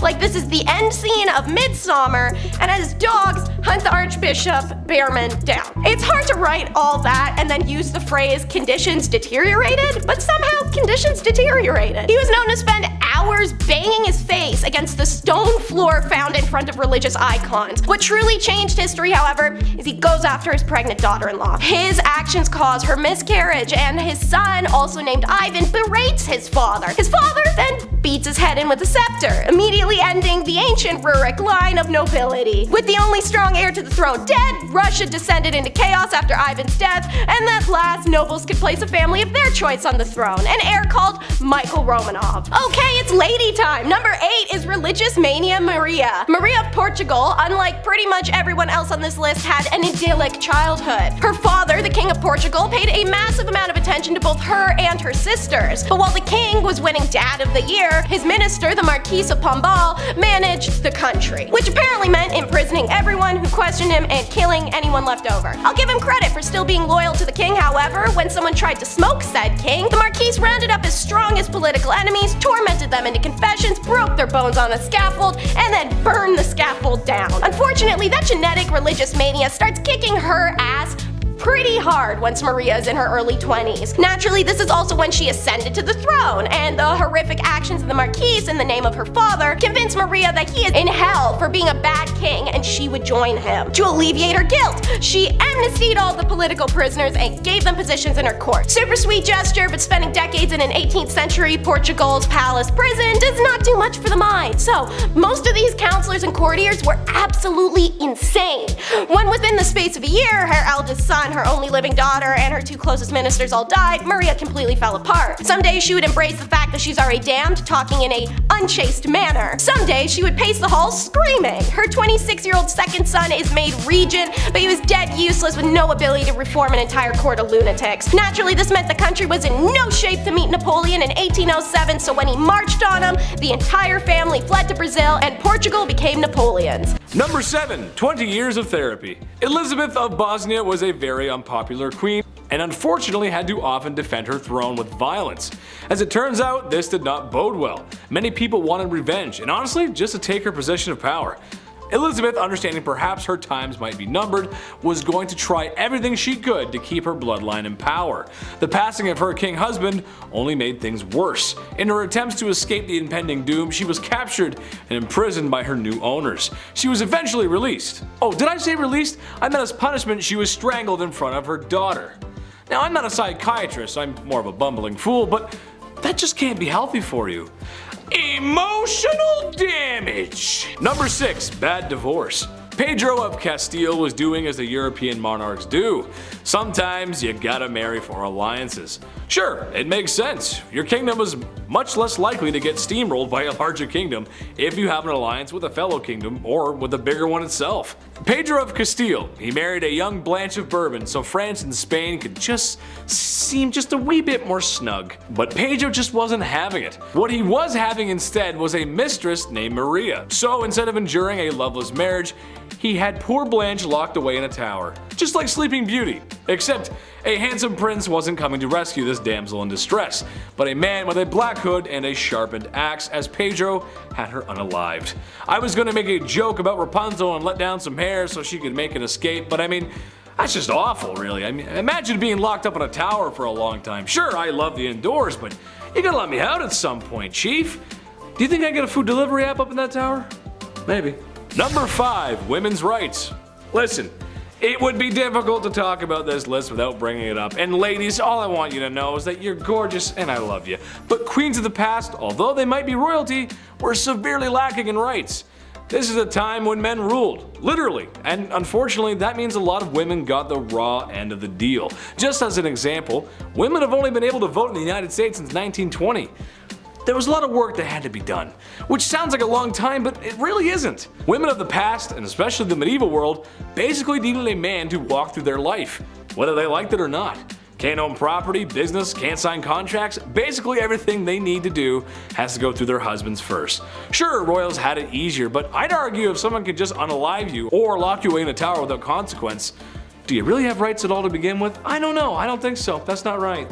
We're gonna do better, we'll do better. Number 4, Herod the Not So Great. Herod the Great was the king of Judea in 37 BC.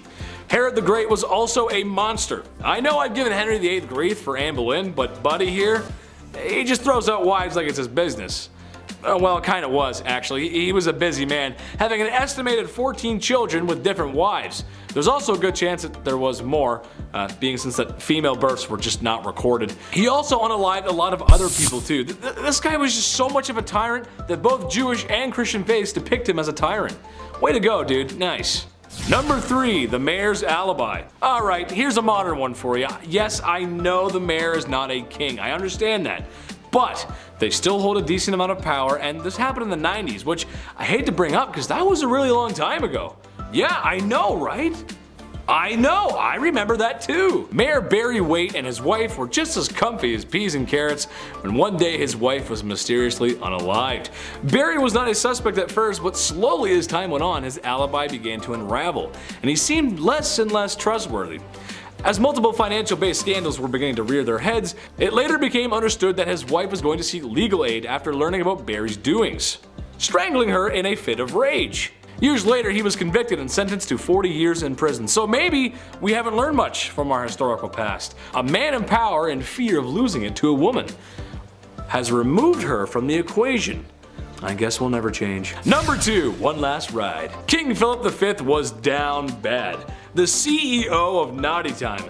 This man liked to get down and to be a certain kind of dirty. He could not get enough of women. He loved them, his wives and mistresses included. Reported to try and get the deed done at least 3 times a day. Now you might be saying to yourself, but Big Ched, what's so wrong with that? Everyone likes a little mooey once in a while. Hey, I hear you. A little toe curling once in a while, it's a great thing, if you catch my drift. But Philip may have enjoyed it just a little too much, as when his beloved wife was on her deathbed, he tried to squeeze in one more D appointment. Your wife is dying and all you can think about is a little afternoon delight? A bouquet of flowers and I love you would have been fine, but who am I to judge? You go ahead. Weirdo. Number 1, the last Tsar. Nicholas II of the Romanovs was the last Tsar of Russia. What did he do to his wife? Well, not much, actually, and that's the issue at hand. It's his inaction that hurt her and the family the most. You see, Russia was an interesting nation in the early 1900s. As most nations were modernizing, Russia was still somewhat stuck in the past. A lack of rights for anyone, no industry, and the monarch was kind of oppressive. Well, Nicholas the Tsar was going to change it. At some point, maybe. Okay, well, he didn't. It would take a whole history class to break down what actually happened during those crucial years, but in a nutshell, there was this new fun idea called communism. And with the lack of the Tsar's support to the people, this is serious neglect we're talking about here, the people revolted. The monarchy was overthrown, and in an event that's actually quite sad, the Tsar and his whole family were unalived by the new government. His inaction got his wife done in. Way to go, Nikki.